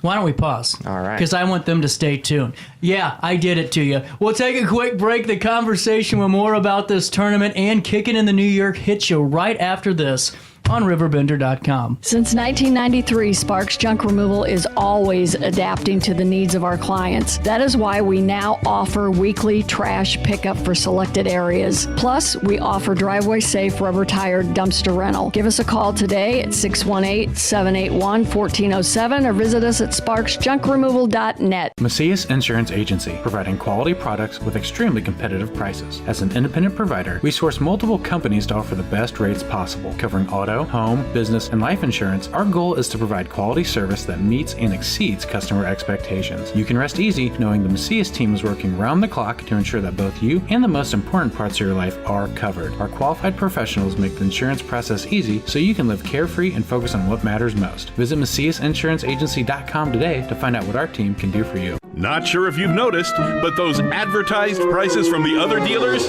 are just a bunch of blah, blah, blah. At Roberts Motors, the advertised price is the price you pay. And that, my friend, is great news for you. Don't fall for their so-called incentives that will leave you banging your head against the wall. Go with Roberts Motors. Prices you can trust and people you will like. That's the Roberts Motors way. And trust me, it's the way to go. Has free checking become a thing of the past? Not if Liberty has anything to say about it. With 3 free personal checking options and even a free business checking account, free is alive and well at Liberty Bank, the local bank that gives you free checking choices and more cashing in your pocket. Bank locally, bank Liberty. For more information, visit www.bankliberty.com.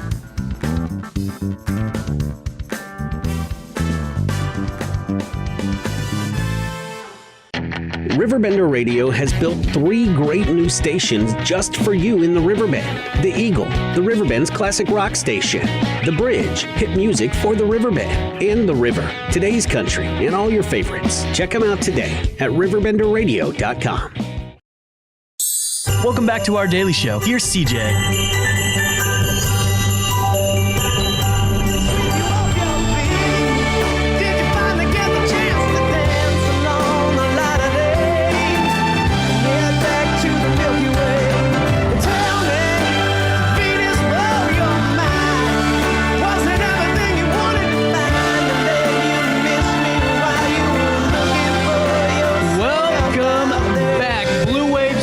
We're kicking in the new year. We're doing some winter sparring, and we're talking with Tom Withee. And, Tom, this is really cool that in a year you're able to really find some events and really find your own footing, because that's not an easy transition, really. No, we're putting on these events. We're trying to get our name out there in the community, and that's the reason we put these on. We want to bring our association here, and right after our event, I'm sure we're going to flood the downtown area looking for food. This is a great area for that. There's all kinds of amazing places to go. So you're right. I mean, to me, everyone talks about economic impact and all that, but events like this add to that number. And what it does is you're showcasing, not only you're bringing them in for a meal or maybe going to hang out somewhere down in Alton, but they're putting in the back of their head, oh, hell, that restaurant on Broadway was really good. Why don't we stop by there next week? And it's a long-standing, really, advertisement for the community. And that's why I think it's great we have these opportunities. And now, I'm not too familiar with the martial arts scene. I'm more familiar with the pro wrestling, stuff. And is the scene pretty prolific in the St. Louis region? Because wrestling's pretty big in the St. Louis kind of Metro East. Would you say martial arts is too? I would say it is, but it's not as showy. Okay, exactly. Yeah. Yeah, so like I said, we're part of this broader Chungdo Association. There's 11 branch schools spread out throughout the entire area. But we don't have like these big showy tournaments with huge crowds that people come into, right? Yeah. It's very much, it's about your own journey and your own personal growth. It's not about winning trophies and having medals. And for you and your end of things, how important was that to know that kind of principle whenever you had your daughters doing that for the first time? Because I'm sure there are different offshoots where you can do different things, but for you, was that something that you looked at as a guiding principle to pick in that class or just picking it? It really wasn't. We were more looking at the instructor and how the instructors interacted with the students and how they led classes and the skills that they were learning. We didn't figure out till later on that it was not so showy, and these competitions weren't these big, huge statewide or national competitions.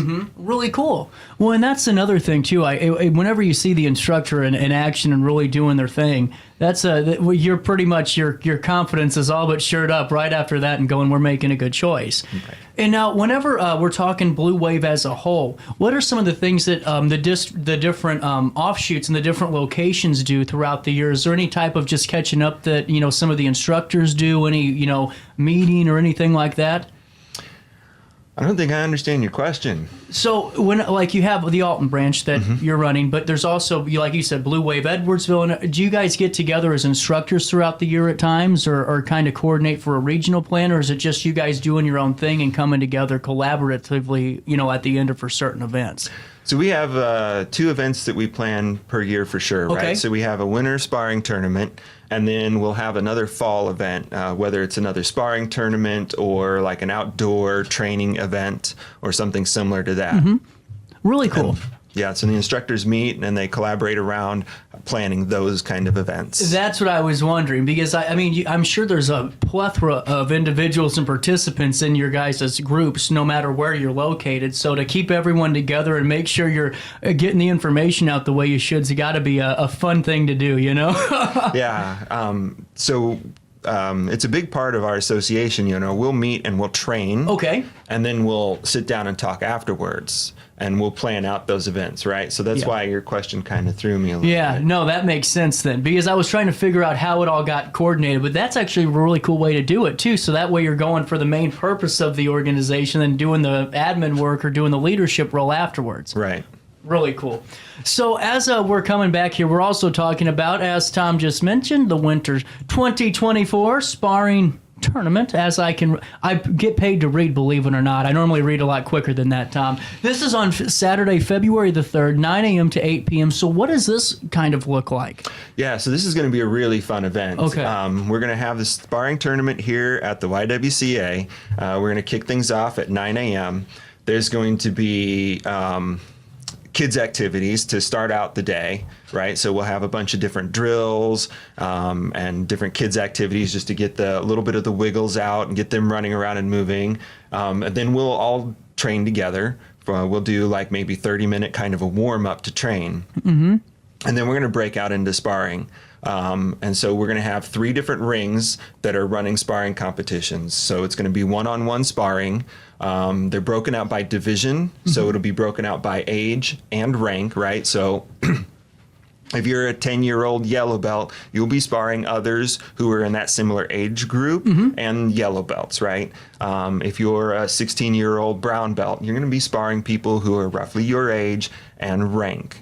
Gotcha. So I don't have to worry about going out there and getting folded by a black belt, is what you're saying, huh? Exactly, right? Black belts will spar black belts. Well, and now take me through how I've always been interested how a matchup or how a contest is decided and how that goes, because I've never really been able to stick all the way through it, because at different points you turn off or you look at something else. How do those break down, and what do they look like, the actual sparring competition portion? So sparring match lasts 60 seconds. And so what's going to throw you off the bat right away when you see our sparring is there's no pads, right? So there's no foot pads, no shin pads, no bodyguard, no headgear, right? So it's very much about control, right? So if you're punching, you're kicking, you're blocking, or whatever, the idea is to get brush the uniform, but not make any impact. Okay. And so when you see the little kids and the younger rank sparring, you're going to see things that are, stopping 2 or 3 inches away. Okay. But to score a point, you have to get your technique in, past their guard, and back out without being blocked or deflected. Really interesting. Yeah. And so we've got 4 corner judges who are watching the match and looking for points, and they're doing their tally. And then at the end of the match, they take those up to the head table, and the head table looks at their scores and what they saw, and they determine the winner. Wow. Most matches end 0-0. Now, why is that? Is it because of the point deductions, or do you get a point deducted if someone blocks it? How does that work?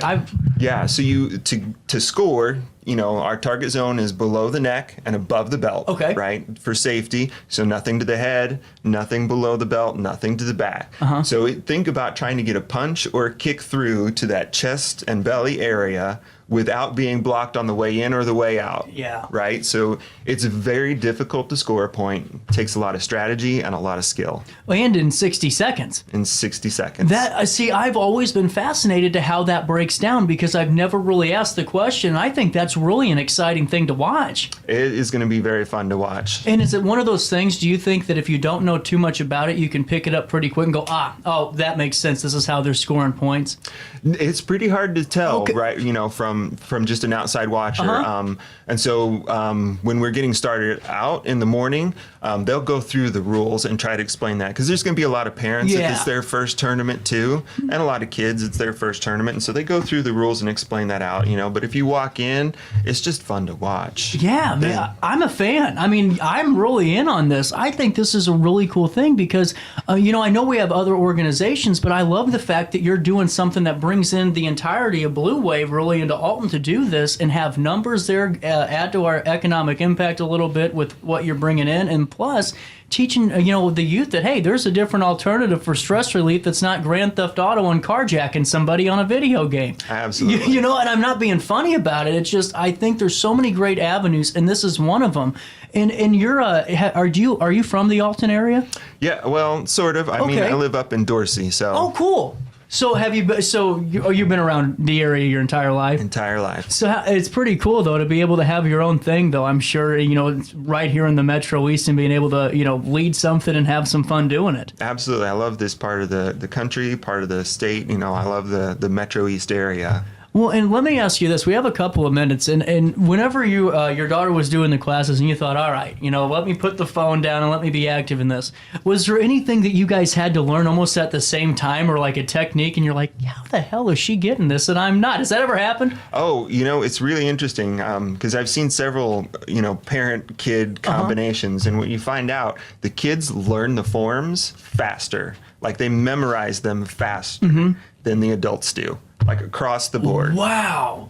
Oh, that would piss me off. Come on. What am I doing wrong here? Yeah. But I think it's a really cool story, Tom, because the fact that you got to connect with your daughter a little bit more and be able to do some really fun stuff. And if you don't mind me, I wanted to, what I think is really unique about this too is that you're kind of learning at the time with your daughter, and now you're teaching and helping kind of lead this portion of Blue Wave. And now with that, did you ever have a career or anything that was going to lead to a gym setting? Not to a gym setting. I gotta ask because it's you have such an interesting journey, really. I mean, the way that this kind of came about was really, happenstance. It wasn't circumstance, just happening. And this is cool. Awesome, thanks. So, with that being said, did you have what did you do before this? Are you still in the teaching world? Are you out of that? Did we talk about that? Well, so I taught high school for 15 years, and then I made a career move, and I do kind of like education research now. Really interesting. Yeah, and so I sit at the desk a lot of the day. Yeah. And so I love having this physical activity to get up, move around, stay mobile, keep my mind focused. That physical activity, training regularly, it really does clear the mind and helps reduce that stress. I can tell you, that hour that you're in class, you're not thinking about anything else. Like the bills are gone, work is gone. It's just training. That's really cool. And I think it's fantastic that we have this here in the Alton area because it's really cool to have these gyms and everything, but to have some good people running it with a really cool message behind it too is, I think, a good sticking point for it also. So with that being said, we were just talking, we got coming down the pipeline February 3rd on 2024, 9 a.m. to 8 p.m. This is an all-day thing. So all day. Pack a lunch, right? We're going to flood the downtown area. Oh, that's right. So you're going to bring them all out with you for lunch. Well, and that's a great way to be a part of it. Now you go to chungdo.org. That's chungdo.org, correct? Right. That's how you sign up and get all the good information? Yeah, you're going to want to be part of the gym. Okay. So one of the branch schools, before you register, the tournament's for white belts and above. Gotcha. That's a great disclaimer. So it can't be, this isn't the kicking in the new year where if you want to be out there, it's great. But if you want to be a part of the winter sparring tournament, you got to get your white belt first. Right. Really cool. And now, what's your plans for Blue Wave as the whole for the next couple of years that you're going to be doing this and hopefully longer? I mean, we're just going to keep training, man. We train all year, you know. It's not like some other sports, you know, it's got an off season and an on season, and we just train all the time. This was such a cool interview because the way that this came about, with you joining up with this, and then how it took over to where your family is now all doing this together. I think so many families, and I'm not putting words in your mouth if you're watching at home. If they replay it, I will be. But, you know, there's a lot of times where folks don't have that thing that they can feel connected with their family. There's people always look for it all over the place. And, hell, it could be just, you know, like something like Blue Wave or you name it. But why don't you go ahead and try it out on New Year's Eve? Kicking in the New Year, what time does that start? 11 a.m. 11 a.m. And what time should we expect to get there if there's some registration or things like that? 10:30 or? 10:30 would be good. Uh-huh. Yeah. And now YWCA right up here on Broadway, correct? Absolutely. And then you're in the gym? In the gym. There we go. Now, throughout the last couple of years being a part of this, what's one of the accomplishments or one of the kind of achievements that you have, if it's with yourself with opening the Alton branch or anything that you and your family were able to accomplish as a family in the martial arts journey? Wow, that's a loaded question. It is. It's a very loaded question. I would say earning that first black belt. Okay, that's really cool. Yeah. How much discipline does that take, really? Because from what I've heard, it's rigorous. It takes a lot of discipline and a lot of dedication. That constant training, even if you don't want to, even if you're stressed, you're tired, just hauling your butt into class. Wow, that's really. When did you get your black belt? May. Really cool. So what's the next step after the black belt? Can you go degrees higher, or how does that work? Yeah. So it's a first degree. Okay. Yeah, and it goes all the way up. If you want to learn from a black belt right here in the 618, you know where to go, and that's Alton YWC. I mean, it's great to tell people that because, I mean, you got the experience, too, with that, too. That alone is a testament of your knowledge of it and discipline, too. Right. I mean, seriously, that is incredible. And thank you so much for stopping by and talking with me about this today. So if you're just tuning in, we're talking February the 3rd at 9 a.m. until 8 p.m. This is the one you have to be a white belt in Blue Wave. Blue Wave, correct, to be a part of the sparring tournament. This is February the 3rd, 9 a.m. till 8 p.m. There is a Facebook event page that you can find. All you type in is Winter 2024 Sparring Tournament. You'll have some links there, and we'll link this on an article for you, too, because we want to make sure some kids go and are a part of it. And a thank you for, you know, Tom deciding to come tape with me on a Tuesday afternoon to make sure that we can get some end of the year show. So there's that. Then there is Kicking in the New Year, which is coming up this Sunday at 11 a.m. Get there around 10:30. Register, show up. And 120 techniques? 20 techniques, 24 reps. What's the hardest, in your opinion? Does it depend on your body size and style? Jumping, spinning, back kick. There you go. Really cool. And now, what was one that you were able to master pretty quick? Do you have one that you're like, that's my go-to if I'm ever, you know, having to demonstrate this is what I'm going to do?